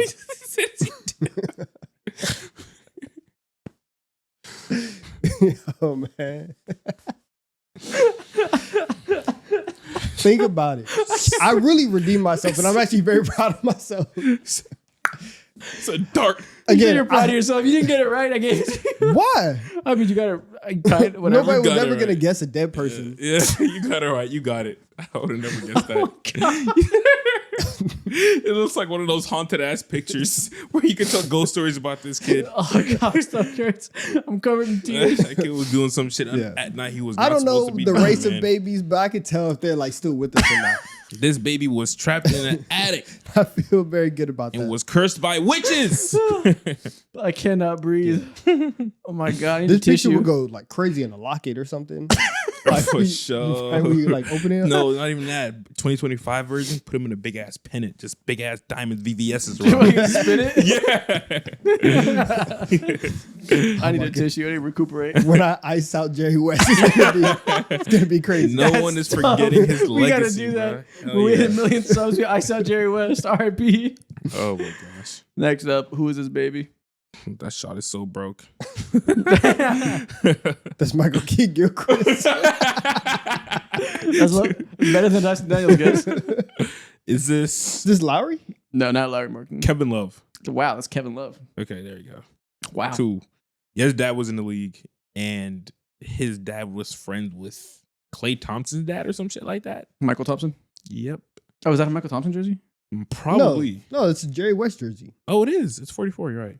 I completely don't Joe know that. just telling stories like No, but he that have was no friends. relevance to what he's He wearing. was friends. He was was. friends with his dad. Yeah, he was a Lakers fan. He grew up in LA. Next up, who is this baby? Got 2 pictures for you. The baby's racist. Yo, he knows how to put his enunciation skills at age 1. Crazy. What's he enunciating? He just called me a name. I don't like it. Yo, man, Is this Larry? This is Larry Bird. this is so nasty. So like Larry famously talked shit in the 80s. No, I don't think he said it. I don't think he said it. In the Dude, 80s? zero chance. Where did he grow up? Indiana. French He Lick said it. Indian. He said it. He's definitely said it before, but did he say it like actively is the question. Nah, we can't put this on Larry. Actively, probably not. Do you think players back then like said it like white ones and it was like tolerated? In terms of like the shit talking? Probably. Okay, maybe. I think maybe so. not. Obviously not with like extreme prejudice, you know what I mean? I mean, actually, no, in the 80s, it would be prejudice. So like, do you think it was tolerated? In the 50s and 60s, I guarantee you it was. Yes. When did it stop? I think probably After in Martin? After Martin? Nah, there was probably like a quick rise. Like yeah. I think probably. you know how like when somebody dies and like their streams go up, like it's probably like that. Yeah. Oh man, probably right after like Bill Russell's second or third chip. He earned That's when they it. stopped. They're like, all right, we gotta stop He this. put that shit to bed. Yeah, motherfuckers running the league now. We gotta stop. We gotta give it to him. Yeah. I guess he's a person. I gotta respect his existence. Fine, no longer defense. Next up, who is this baby? What the hell? He looked like oh my goodness. What's He the looks dude? like Beans Yes. from Malcolm in the Middle. Oh, okay. No, that's not from Malcolm in the Middle. No, my bad. What is it from? Even Stevens. Even Stevens. Yeah, wrong one. They don't know about Even Stevens. They don't. I messed it up. I forgot about Even Stevens. Dude, who the hell is this? Yeah, I actually really don't know who this is. But this is like The right picture, you can tell more. Lindsay Lohan. Wow, that is Steve Nash. What the fuck it is? Dude, again, I would have never been able to tell. You look like a lizard, doesn't it, baby? He does. He's a salamander. Dude, I just found out today he was born in South Africa. What the fuck? Grew up in Canada. I had no idea. Mr. Worldwide. Damn. international. Who is this baby? Ew, man. If this is not Tyler Hero, then I don't know who this is. This is not Tyler Hero. This is not Tyler Hero? Nope. Whoa. I'm lying. It's Tyler Hero. Oh, I was about to say, this is his brother. Yeah. That is Tyler Hero. In the Miami jersey. Born to be a Heat. Spoken into existence from the womb. Until he gets traded. Damn. Dude, he looks annoying even as a baby, too. That's a bad kid. I know. It is. Just He picking looks up like he stuff. could gnaw on some wood. Facts. He's just picking up stuff and chewing on them for no reason. I see the silver teeth. Facts. Just drawing on hella bathroom stalls. And that's the last one. Good Lord. Jerry Next West. thing we're going to do. Let's talk about Victor Wembanyama. Please. I would love to. This is a Victor Wembanyama Glaze episode, as you guys have seen so far, if you've been here. We're just getting started. I got more glaze in me. Okay. I got several topics of glaze in me, actually. Okay. Let's go ahead. First one. We are going to pick the Victor Wembanyama from every NBA decade. So who was the Wemby of the 80s? Who was the Wemby of the 90s, etc., going back into the 60s? And when I say that, I really guess what I would mean is, I guess we can talk about what makes Victor Wembanyama him. I think it's a combination of we've never seen this guy before, whatever that means. It can be any way, and physical outlier. Okay. So never seen somebody that plays like this before, and physical outlier is kind of what it means to me. Maybe you guys disagree. You can make a case for anybody you want. But let's start in the old days, 1960s. Who was the original Wemby? Wilt Chamberlain, just pretty clearly. Guessing Wilt, yeah. Wilt, okay. Okay. Yeah, 60s, definitely Wilt Chamberlain. The OG alien, right? Probably, sure. yes. He was like a foot taller than everybody around him. Like, that's the Makes OG. sense. Okay. I see you fighting to think of somebody else to not give it to him. I know, but he got it. He got it. It's okay. He's the OG guy that was like, nobody's like this. Yeah. 1970s. Probably Kareem. Yeah. But does the presence of Wilt make him less of an alien? Nah, I think it's Kareem. I guess because at that time, like, nobody really had that kind of touch from so deep with being that big. That was pretty unique. Yeah, and so okay, so I think I would go with Kareem in the 70s, but like maybe Bill Walton if you add in like the passing and all this stuff. True. But like, But also, there was a year Wilt had 10 assists. We've seen a big man pass before that. okay, then let's go Kareem then. 1980s. Interesting This one. is hard. I feel like you could go Magic or Jordan. Both of them kind of broke the mold a little bit. I think Magic might have been more, oh my God, I've never seen this before. This 6'9" guy is a point guard? Yeah, I think we've seen bucket getters before. Yeah, we've seen a 6'6" like shooting Dr. guard. J, George Gervin was Not there, so really we've though. seen We've seen that mold He was the before. best one, and like he was the first one to like win with that, but we've seen that like a scoring guard to some extent. Yeah. I feel like Magic was more unique. Yeah, like before Magic, you've seen guys do similar things to him, but not at that size and at that like rate of just constant production. And with that flair, like I feel like he had to have been the most unique player a young child in 1985 has ever seen. I think Magic is definitely more of a unicorn in terms of make and model Okay. at that time. Yeah, that's because even today, like there's a lot of people who obviously are like big wings and play point guard and stuff. Nobody's still like truly a Magic Johnson clone. Yeah. Everybody's just kind of like slight shades, but nobody's really like him. And like, Kobe came after. Anthony Edwards. There's other people of that ilk. Yeah. Jordan. 1990s. This would either be Jordan or it would be Shaq. And I think that Shaq probably has it. Yeah, I feel like Shaq came on and it was like nobody's ever been this powerful. Like that's the strongest just load of muscle I've ever seen. In the same way we say Wemby is the longest player I've ever seen, I feel like Shaq had to have been the strongest player I've ever seen. And it had to be so confusing to see somebody like that big and strong be able to run up and down the court that fast. And everyone's like, okay, well, what do we do here? He's like, there's other bigs that are like running dunk man that way, but he was such an outlier physical specimen. Nobody can keep up with him. It's kind of what Wemby is now. Nobody's tall enough to keep up with Wemby, and nobody was strong enough for Shaq. Okay. 2000s.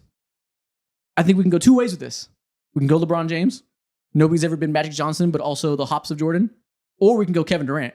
Nobody's ever been 6'11" that can shoot and dribble like that. KD, Nah, I don't think we'd go KD. Yeah, Not yet. KD would be more of like 2010s. Yeah. But he came around in the 2000s. I mean, 2007 he got drafted. Yeah, but he really like ascended 2010, 11, 12, and all that. So is LeBron James Wemby 2000s? Yeah, I think it's LeBron James for the 2010 or for the 2000s. Yeah. Also, just because the instant you're supposed to be the best player in the world right away, lived up to it. It's LeBron. Yeah. Went to the finals in what year? 3 years? Yeah, Or something like that. Year 4. Yeah. 2010s. Do we go Kevin Durant? Do we go Giannis? No. Do we go Steph Curry? Nobody's ever seen some shit like Steph before, that's for sure. Also, Giannis, that to be that big and strong and be able to move like that fast with that handle, physical outlier. Maybe we go Curry. No, I disagree on Giannis because obviously, like the play style is not 1-to-1. You can trace him back in enough like family tree branches My to thought process Shaq. is like, Okay, young Shaq. Okay. Yeah, Yeah. Shaq or like David Robinson or something like that. Yeah, so I would put Giannis out there. So it either would be KD or it would be Steph. Then I think we go Yeah. KD just because the physical outlier part. Just because he also is insanely skilled, we've never seen before, like Steph, but he's also 6'11" and moves in a way that does not make sense. Yeah, but I feel like I'm almost more inclined to go with Steph because like of the influence that he had on the entire style of basketball, and also when it comes to the skill set, just how deep and consistent, how quick he gets those things off. Well, that's not Wemby. It's who's the Wemby of the 2010s, not who's the most unique player of the 2010s. Wemby hasn't changed the style yet. No, he hasn't. I don't know. I think it's not unique player. Okay, so we can go KD, especially if we're talking about like high draft picks and people who had a little bit of pressure on them. Is there any love? I don't know, because I feel like love for Westbrook? we've seen continue going back Fuck to no. what you said when it comes to like Magic Johnson and saying how we haven't seen any real versions of him yet. We've seen plenty of several versions, couple of versions of KD with Brandon Ingram, with whoever the hell you want to throw. Yeah, Brandon Ingram. There's a lot of KD and Wemby's game. There's a lot of KD and Chet's game, but you can't say that about Steph Curry. Well, we're picking who's the KD, and you said there's a lot of KD and Wemby's game. Sounds like KD's the KD. No, I'm talking about just comparisons to players' games. There's no one who can say that for Steph. One, thank you. You finally admitted it, because you always like to talk about the deep three shooting. So thank you. We have that on record. Trae Young and Dame are closer to Steph than Brandon Ingram is to KD. And there's the style of play. There we go. That's what I mean. Not an ability. That's not the question. Yeah. Just so ha. Such a random side tangent, huh? We've been going back before for like 8 months. We had to do it. I guess KD because if somebody chose to, you can choose to play like Steph easier than it is to choose to play like KD just because of a regular physical build. Like if you wanted to get into the lab and like, I'm going to get my cardio super up and just be like a great shooter, you can kind of do that. And there's been great shooters who just run around and shoot. I feel like this is obviously Kevin Durant. It's not as obvious as you're It's a making simple it seem. evolution. We had the first guy to ever be 6'11", handle the ball and shoot like that, and now we have the next one. Like that's such a 1-to-1 corollary of like he was a baby step to Wemby. Like they were both equally as shocking. Okay, I'm fine with it. I'll go KD. It's a tougher conversation. Yeah, just because of similarity. Like obviously, like Steph's also unique, but I think in terms of who's the Wemby, that's a clear similarity. KD. Okay. There's not a lot of Wembys, man. These are the best players of all time. Wow. You. Next thing we're going to do, I'm going to show you guys every single one of the new NBA throwback jerseys that have been added to the league this year. There are 5. I guess they're going to do 5 new teams every year to go along with the city jerseys that get a classic edition jersey. And my God, did they bring out heaters this year? These are all amazing. We're going to grade them A through F. And at the end, we're going to rank them after that on which ones you like the most. Okay. So first off, Cleveland Cavaliers bringing back the early LeBron era. A++++++. I can't believe this is a throwback now. It's kind of crazy. I feel old. Yeah. Nevertheless, it's an A+. This is a beautiful jersey. The trim with the 3 colors, the blocks look like dominoes. Beautiful. I kind of wish those were solid colors, but I'm not mad at it. That makes the jersey to me. The colors pattern like that. And I'm going to give this an A- only because the trim here, it's a little bit different than what it used to be. The trim used to be a little bit smaller, like in terms of the blocks. But nevertheless, this jersey is special. This jersey means something to me. I'm going A+. I've said it before. This is the first jersey I ever bought with my own money. You did say that. How much did you spend on it? $60 at Foot Locker. Damn, he remembers that? Okay. The colors, beautiful. The skin is perfect. You never forget. The Real nostalgia. Stitching too. Not this Fanatics. Ooh, not this Fanatics right. mess. Yeah, it's not screen press bullshit. Hold on. You spent $60 on a screen printed jersey? No, it wasn't screen. I mean, on a Stitch jersey? Yes. Unk. Bro. That must have been 1995. Yo, this place is crazy, That's man. crazy. Unk. Yeah, color scheme, perfect. Nostalgia, amazing. The way they put it into the modern cuts, make it look even cleaner, amazing. A+. I will say that Cliff's sponsorship is gigantic. It is big as hell. It is ginormous. Guess whose fault that is? Adam Silver. Why did they make him so big? I don't know. Negotiation tactics, man, is what's needed for extra dollars. You're probably right. They probably do. They have some people in a boardroom being annoying back and forth. I think we do 3 pixels bigger to the right. And that's like a $200,000 a year difference. Exactly. Bigger than Nike? You are not bigger than the program. Oh, and they have the old Nike logo to go with it too. That's the swoosh fire. underneath it. Oh, that's a perfect detail. 10 out of 10. A++. I didn't even notice that. Memphis Grizzlies. They wore these last night in game 1. They did. Which is also should be outlawed. Why? Why are we starting the season off with these throwbacks? Why? If you don't put the white jersey on at home to start the season, and then we can get into the throwbacks. What are we doing here? You're one of those. We're losing recipes. Okay. We're losing recipes. I'll give However, this one- it is beautiful. I don't think it's beautiful. No, I actually really like it. I like it good enough. It's fine. It's cool to bring back. not as good as the rest of them. I think. I think it's a solid C plus. Fuck no, C plus, B minus maybe. No, I just that's think too much. Oh, yeah, too much. No, my bad. That's too little. Oh, I don't know. This I mean, is- are we gonna give everything an A? I think it's not one of the better ones. It's not one of the. It's not like It's the worst one. I'll An say that. A+ There's or 5 an here. A. It's the worst one. I have to see the other ones. Okay, yeah, fair I enough. have But to. right I now, have I'm to. going B plus. Yeah, I agree. B plus. It could be an A, but there's no Grizzlies or nothing like that. Just a big ass Memphis. That's it. Yeah, I don't think it's iconic like the other ones. It's cool to bring back because they brought back the iconic one already. So this Yeah. is like the second tier iconic jersey. So it's fine. If this was in the league today, it wouldn't be one of my favorite jerseys. It'd be just a run of the mill one. Yeah, probably. But I do like how bold the Memphis is. I like the teal block on the side. Yeah. It's okay. It's So electric. I'll go I B fuck with plus. it. I agree. It's okay. That's a C plus jersey. Dallas Mavericks. Hard. The green. This looks better today than it did back then. With this modern cut, that green is vibrant. And you know why? Because the team is better. Mm. If they sucked, if the Utah Jazz were wearing this, we'd probably be like, or if the Washington Wizards were wearing this, we'd be like, I don't know if you guys can really pull this off here. That being said, the green is nice. The rest of it's fine. I think it's a B. It's a cool jersey. It's a good jersey. It's a B. It's not too crazy at all. Like it's. I like the. I wish the font is a little bit too the number minimal. font. The Both letters. of them. Yeah. The blue, I wish it was a little bit bolder, a little bit thicker line on the blue in the middle. It's a little bit like too like white. You know what I mean? Mm. It's a little too soft. I'll go C plus. I think I actually like the Memphis ones more than this one. I like do them like equal. the Memphis ones more. I didn't want to give a bunch of C's. I like them equal. I think they're both fine. Yeah, this one is a C. The Memphis one is a B plus for me. Damn, standards are high. Okay, I understand it now. 100%. These are throwback jerseys. And Yeah. again, to get an A plus, I think you have to be bringing back a jersey that I deem to be iconic, or I deem to be like one of the nicer jerseys. This is one of the jerseys of all time. Okay. It's just old. It's just nostalgic. Yeah, and It's fine. it's nice because the Mavericks, like their current jerseys, also suck. So Yeah. Next up, Minnesota Timberwolves. We brought back the trees. A plus. A plus. plus Man. plus. This is number one for me. I don't really know what's coming next. This is the top spot. This is one of my favorite jerseys of all time. They finally brought it back. It looks just as good as I remembered it. It works with the modern cut. The font is still memorable. It's still creative. The trees still unique. Still pops on the black. This is a perfect jersey. This jersey just again stands through all of time, bro. No matter what, it has a lot of attitude to it. The fucking color balance between the black and the green, and where are the trees at? I didn't see the trees. Look at the color, the green. Oh, it's the color of trees. Gotcha. No, they're trees. They're a bunch of small trees. Oh, I didn't see that. Okay. Yeah. They're a Fuck, bunch of man. pine trees. That's fucking crazy. They look like little green arrows. They're trees. Wow. They are not playing fair this year. They are playing not fair. at Never all. have been. Or is outrageous. And the Sezzle, whatever that is, doesn't ruin it for me. It's a nice low-key sponsorship. Still big, but it blends in better. I fuck with it, man. This is the best one so far. Okay, 10 out of 10.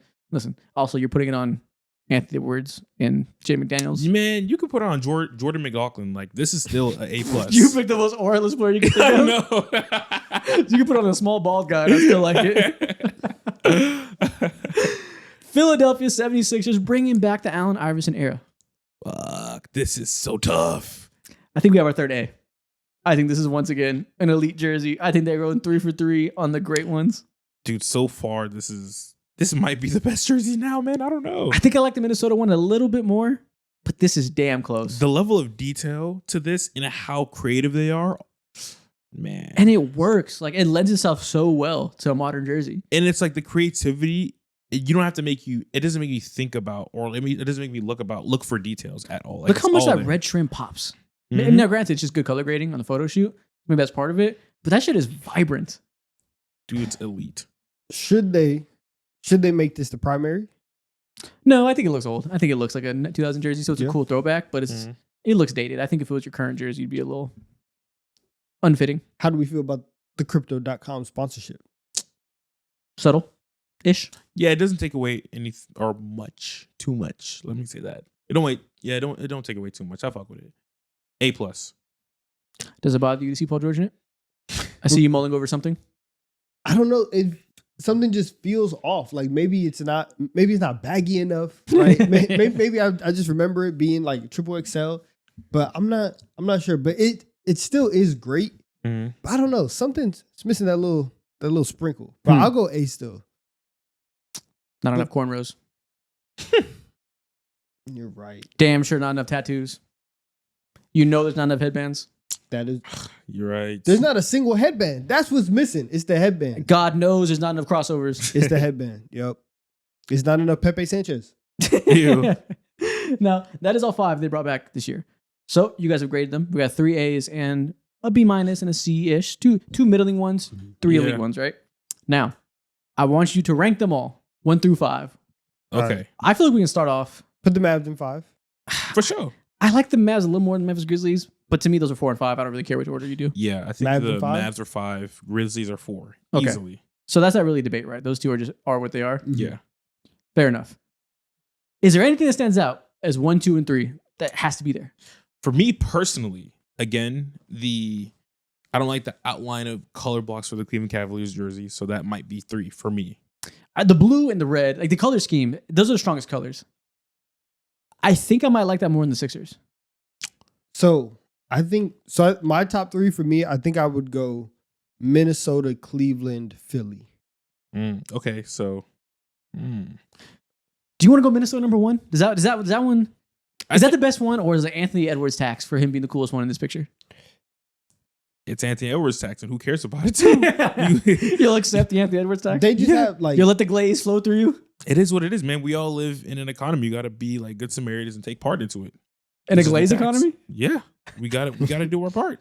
Some people are government mandated glaze. Some people get glaze, some people give glaze. We don't- all play our part. You don't fuck with it, go to hell. Take it to the city officials, not me. I think we can go the Timberwolves number 1. I'm agreeing with Fair. you. Yes. Okay. Now, Sixers versus Cavs. These are both beautiful. One of Sixers them, versus when I Cavs. see it, I think of LeBron. The other one, Correct. I'm looking at Paul George in the jersey. And so you can't just think of AI. the Paul George is literally on the screen. Right now. Okay, fair. I think the Cleveland Cavaliers is a better design. The Sixers has more nostalgia. I lean towards the better design, the better colors in the Cavs, maybe. See, I think the inverse is that. I think Really? Yeah, I just see LeBron, like 2006 LeBron with a headband on, and I just think of like the aura and the fucking I see. past things. Everybody else sees the Sixers one and just sees Allen Iverson, and they remember their childhood, and they remember like the Ratatouille scene where they flash back through their lives. That's why everyone loves it. I think the Cavs one looks nicer.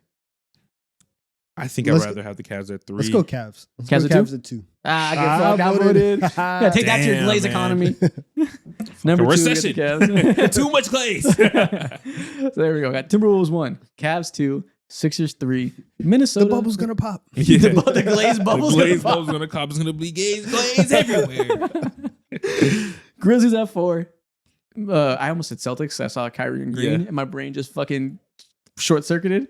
Mavericks at 5. That's cool. Okay. Strong year of throwback jerseys. I hope they do this Really? every year with 5 new ones. Next week, I think we begin the city jerseys. Ooh.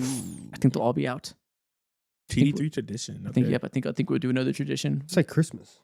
It really does. I really. Facts. My content brain starts fucking salivating when I see that. Dude, hell yeah. Okay. Next thing we're gonna do. Okay, we're gonna go back to hoopgoat.com, a website we haven't been on in quite a while. They added a new game, a blind ranking for NBA duos. So we're gonna go on there and see what's up with it, see how good it is, see if it's all-time duos or what. I have no idea what to expect here, but we're here. We have 6 NBA duos to blind rank. We're gonna see how good we can do. Starting off with Allen Iverson and Carmelo Anthony. Unfortunately, they do have to be towards the bottom, either 5 or 6, because even the version of like Melo that was winning, that wasn't with Iverson. It was with Chauncey Billups. Yeah, we can go 6. My bad. My bad. Is he nasty right now? We can go 6, assuming these are all good, or we can go 5 in case we expect one troll pick in here.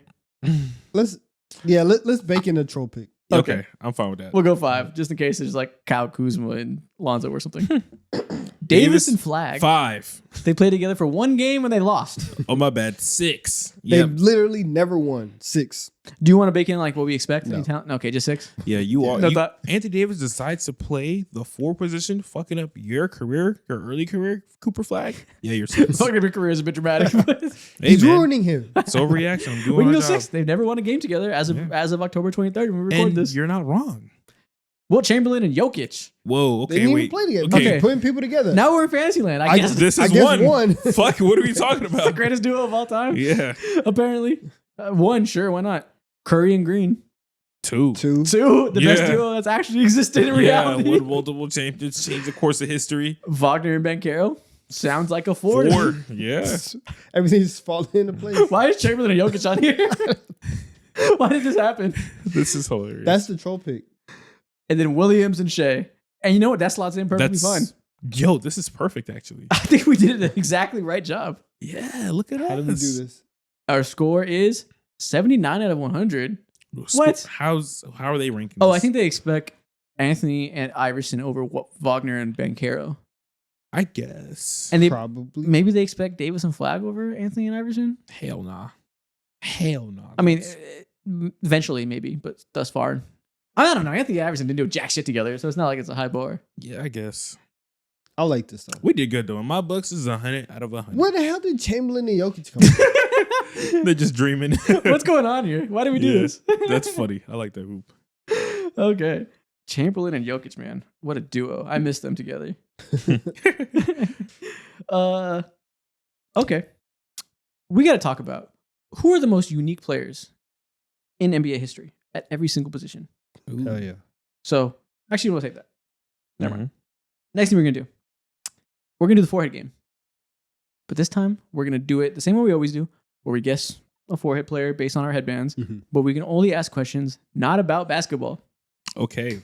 Not about basketball. Not about basketball. Perfect. So you guys have to try to decipher who you're looking at with questions relating to anything else besides the sport. Gotcha. Okay, you have to get really creative, and this is based off of not your ball knowledge, but off-court knowledge. And I genuinely think you thrive at this. This is your game. Maybe. But I can also see my questions just going everywhere. Look at that. I wasn't even looking. I so caught it. Stickies. Put me on the hands team. Stickies. Sticky. Okay. Let me put my headband on. I got it on me. Sticky. Now I'm going to flip these all over, get upside down. Okay. So, draw a player. Am I facing the right way? Yes. Put it in your hats. There you Okay. go. There you guys go. Let me minimize the screen so I can't see it. Oh, yeah, you're Yeah, good. you got it the right way. You're good. There you go. Yeah. Okay. We're currently loading up our foreheads. This Well, is look at bad that. radio. You're good. Yep, you are good. So, putting it on. No. I didn't see him. Doesn't fit. There we There go. we go. So, we all got our players on our heads. 3 players here. Can't ask about basketball. Whoa. All right, we're You good. gotta get that head in check. Whoa. You gotta get your dome in order. All right, there we go. Yeah. Safe and secure. Okay. Does my player have a career that's not basketball? No. Okay. Has my player played or been a part of media? Actually, I can't phrase that way because I asked about basketball. My bad. Does my player have a second career? No. No. Has Okay. my player been a part of media? Yes. Ooh, he's been a part of media. At some point. Okay. Black? My player black? Okay. You can ask that, and yes, your player is That's a black. good question. Okay. Is my player black? Yes. Okay. Okay. Does my player have a deep portfolio off the court when it comes to sponsorships? Is What he the getting some hell? checks? No, not Is he, really. is he popular against Not the particularly. checks? Not particularly. Not like Shaq. No. Okay, that was my either Shaq or Charles. Okay, not Yeah, them two. not Yeah. like Shaq. No. Would you want to hang out with my player? Right now, yeah. No. Why would you want to hang out with him? I don't want to get into details, but yes, I would like to hang out with him right now. Okay. Is my player African? No. I mean, but okay. Okay. Is my player African? No. Hmm. I mean, probably no. Actually, yeah. Is my player white? Yes. Ooh. You saved me. Okay. Who do you want to hang out with, but like not really? I don't know. It's a difference of opinion. So like, he's not. It's not. Like, I understand you. got some shit to address. Yeah. Would you consider my player a nerd? No, I don't think so. Nah. I don't think anybody would describe him that way. So my player doesn't have a second career. He's black but not African. I have not asked very good questions. I don't know anything about this guy. Is my Wait, fix your thing is about to. Is it about to fall? Yeah. Oops. Are we good? Yeah. Look at him. Your hair. You have like a bang right now. That's so funny. Oh, you're so beautiful. It's all split. Do you think my player is the most handsome person in his friend group? No. Okay. He's hit.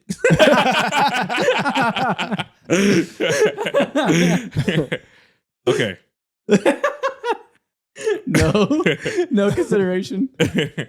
Okay. My player is white, been a part of media, but doesn't necessarily paper chase or get to the bag. Not well, at least. Okay. Is my player is he over 30? Yes. Okay. All right. So I said my Over player, 30. black, not a nerd. You would want to hang out with him. Is he the group leader? No. No. No, I don't think so. No. Mm, So is my player under 30? No. no. I got an old uggo. Oh, I'll go. Okay. He said he's hit. Not the group leader. Is my This guy's a follower. player? Damn, this is hard. Okay. Does my player? Damn, non-basketball questions. Come on. 4, 3. Okay. Does he have a beard? No. No. Okay. Oh, white man. Is my player under 40? He is under Yeah. 40. Is my player respected by his peers? Yes. Okay. Respected by the peers. I'll Okay. go over 30, respected by his peers. I think I got it. Okay. Is my player 6'5" and over? No. Ooh, the pool just got You're getting close to smaller. basketball related. This Kyrie? That is not Kyrie Irving. No. That would have been a good pick for a non-group leader. Just identifying people. It's important to see how tall your suspect is. Okay. Is this Kevin Durant? No. Damn. I thought that was Kevin. Okay. Is my player still making his bulk source of income? I don't know. What? What do you mean? That's a roundabout way of asking if he's still in the league. That's too I didn't too close. ask that. That's too close to basketball question. Is he? You never know. People have second ventures. He could be LeBron. Ask another question. You guys are not good, man. You're getting sneaky. Also, All right. that's just a weird question. I don't know. What do you mean? Okay. I'm not a pocket chaser. I'm pocket watching. See, that's you guys' problem. Okay, cool, whatever. Is my player Luka Doncic? That is not Luka Doncic. He's over 30. Ah. Does my player host a podcast? No. Has my White. player ever hosted a podcast? No. Mm-mm. Over 30, never been on Never. a podcast. Never. In his life. This must be an old. That must have somebody geriatric. I know. Okay. Oh, wait a minute. Does my player Is this Dirk Nowitzki? Nope, not No. Dirk. Is my player Oh, fuck, he's small. over? Is he I'm over asking double 25? questions. He is over 25. Is this Kareem? No. No. Okay. What other questions can I ask? Between 25 about and this dude's 40? personal life. Has this player lived in the West Coast for most of his career? Yes. Is that too adjacent to basketball? Yeah. Yes, but I already said yes. All right. I don't like your questions, man. I mean, Yeah, it's you're a just cheater. You're not- legitimate. It's a Yeah, legitimate you're You question. said career. You asked about his career. That's fucked up, but whatever. I said yes. Just by where he lives, man. No, Okay. you're a liar. Okay, so is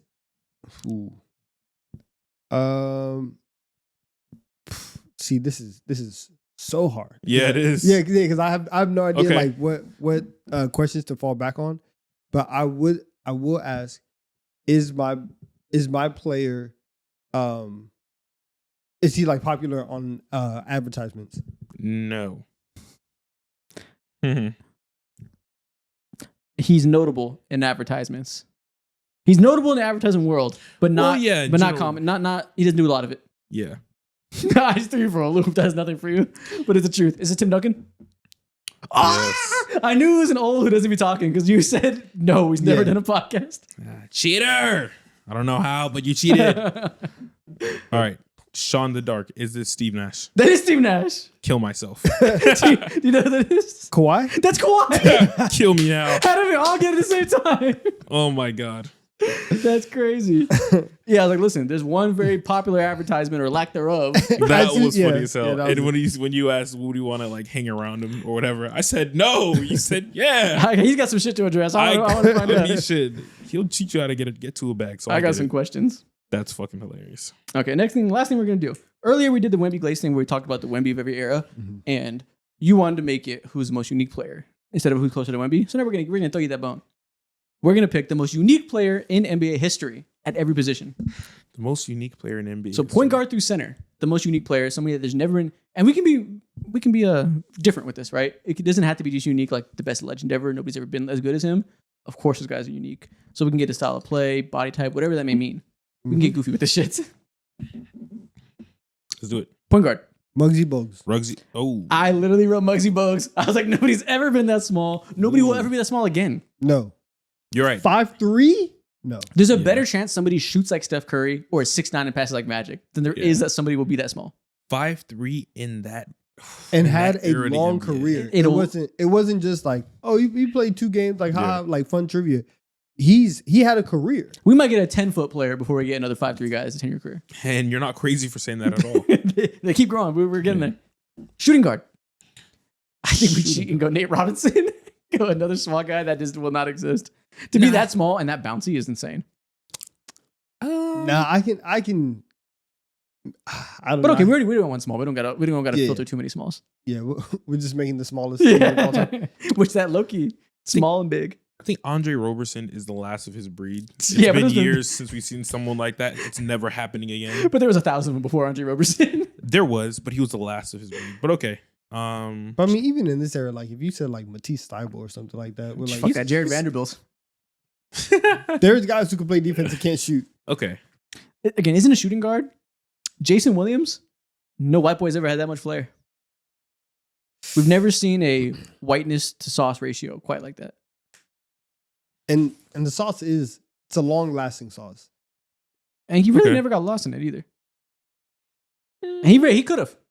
He could have. And he still has it, and he's still really like stirring the sauce because seeing people who cook, they actually know. You got to let the sauce simmer for a long time. And he knows the importance of sauce. And that's something, if you cook, you know the importance of a good sauce. Exactly. This guy's he's a low key.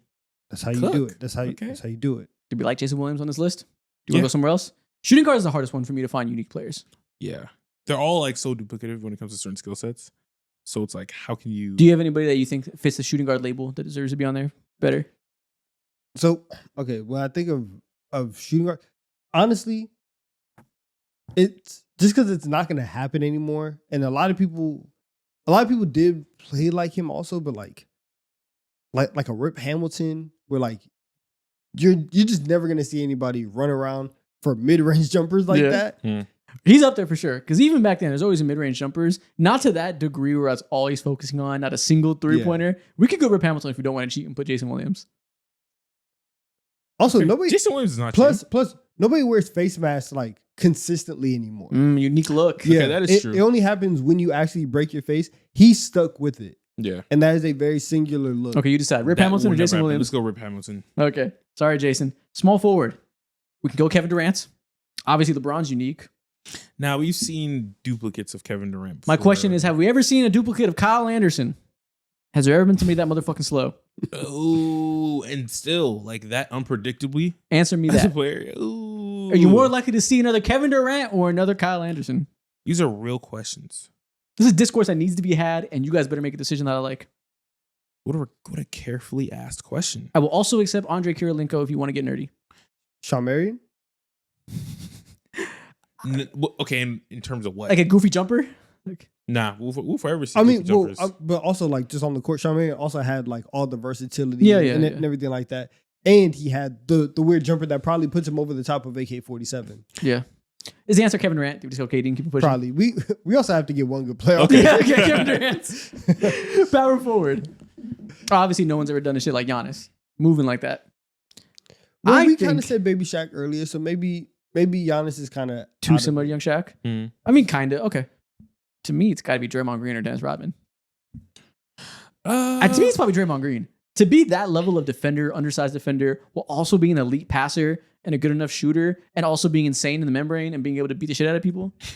Like, nobody's ever combined all those factors into being one unique individual that'll never exist again. Being an elite big man defender and also an elite passer, too. And an elite guard defender to some extent. He could switch out when he was young.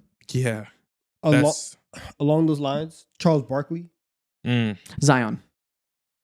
Yes, but Barkley's just a better player. And like, sure, but I think Draymond's more unique. Then Barkley to have that, like, I mean, obviously no one's exactly like, I mean, we've seen slashers that like dominate with slashing and rebounding. I don't know. Like, it's we've a little seen more versions of all these players, but I think, have we seen a version of Draymond? Dennis? I mean, Dennis is just insane. That's the similarities there and being good at defense, but they're very different. Yeah, I mean, to a lesser scale and degree. We can go Dennis too. No one's ever been a character like that that's that focused on rebounding while being that small. Yeah, because they're both like 6'8" maximum. Not even. They're both like 6'6". I think I'd rather go Dennis because also off the court too, no one will ever put that shit on like he did. Ever. Especially not in the places he put it on. Oh yeah. In the countries he put it on. Yeah. We can go Dennis Rodman, I guess. In the zones he put it on. Center. We can get real fun with this. I don't think we can. We absolutely can. I think we just go Victor Wembanyama. Can I introduce you? See, it's the young boys that they don't know. Ralph Sampson was doing it back in 1984. 7'5", had a jumper, had everything. Yeah. Man, I think we've never seen someone like Wemby. We probably never will again. The second he walked in the league, we're like, yep, that's the most unique player of all time. He's done nothing but further prove it. It's probably Wemby. We were saying this when he was like 17, frying Rudy Gobert. Yeah, he was not even 17. He was 16 doing that, bro. And everyone was like, yo, is this actually gonna happen? Yeah. Yes. Yeah. There we go. So we got, to recap, Muggsy Bogues, Rip Hamilton, Kevin Durant, Dennis Rodman, and Victor Wembanyama. 2 seed. 2 seed. With Muggsy Bogues? Listen, Katie. Well, Wemby's there, so it don't matter, I guess. Wemby and Katie on the same team. We could have seen that in real life. Is that enough height to make up for 5'3"? Dennis Rodman, a front court with KD, Dennis Rodman, and Wemby. Defense is great on that front. Again, you're picking on Muggsy. That's what a 2 seed. No, Dennis is going to threaten to kill people who threatens Muggsy. Okay. Even better. We don't got to worry about Muggsy at all. Bet 1 seed, like champion. Okay. People are still here. At the end of this episode, what should they comment? Comment, I love basketball. Specifically in Ron Artest voice. Don't just type that out. Do your best to make it look like Ron Artest said it. Dude, he said something like that before? Yeah, he won a championship. He went, I love basketball. Oh, I don't remember that clip at all. Yeah. I think that's after he won a championship, right? I think so. Maybe not. Maybe he just said that at some point. But at some point, he loved basketball and screamed about it. The only thing I remember after that chip was he was like, Kobe, pass me the ball. Oh, yeah, I remember that. Yeah, it's a clip. I don't remember when he said it, actually. Yeah. He went, I love basketball. And with that being said, we'll see y'all next week. NBA is back. We're back. Everyday videos. We're here. Everyday NFL videos aren't going anywhere. Well, not every day. Once a week, main episodes, 3 times a week clips, everyday shorts. Still here on House Call. Check us out on both channels. And we'll see y'all next week. Content.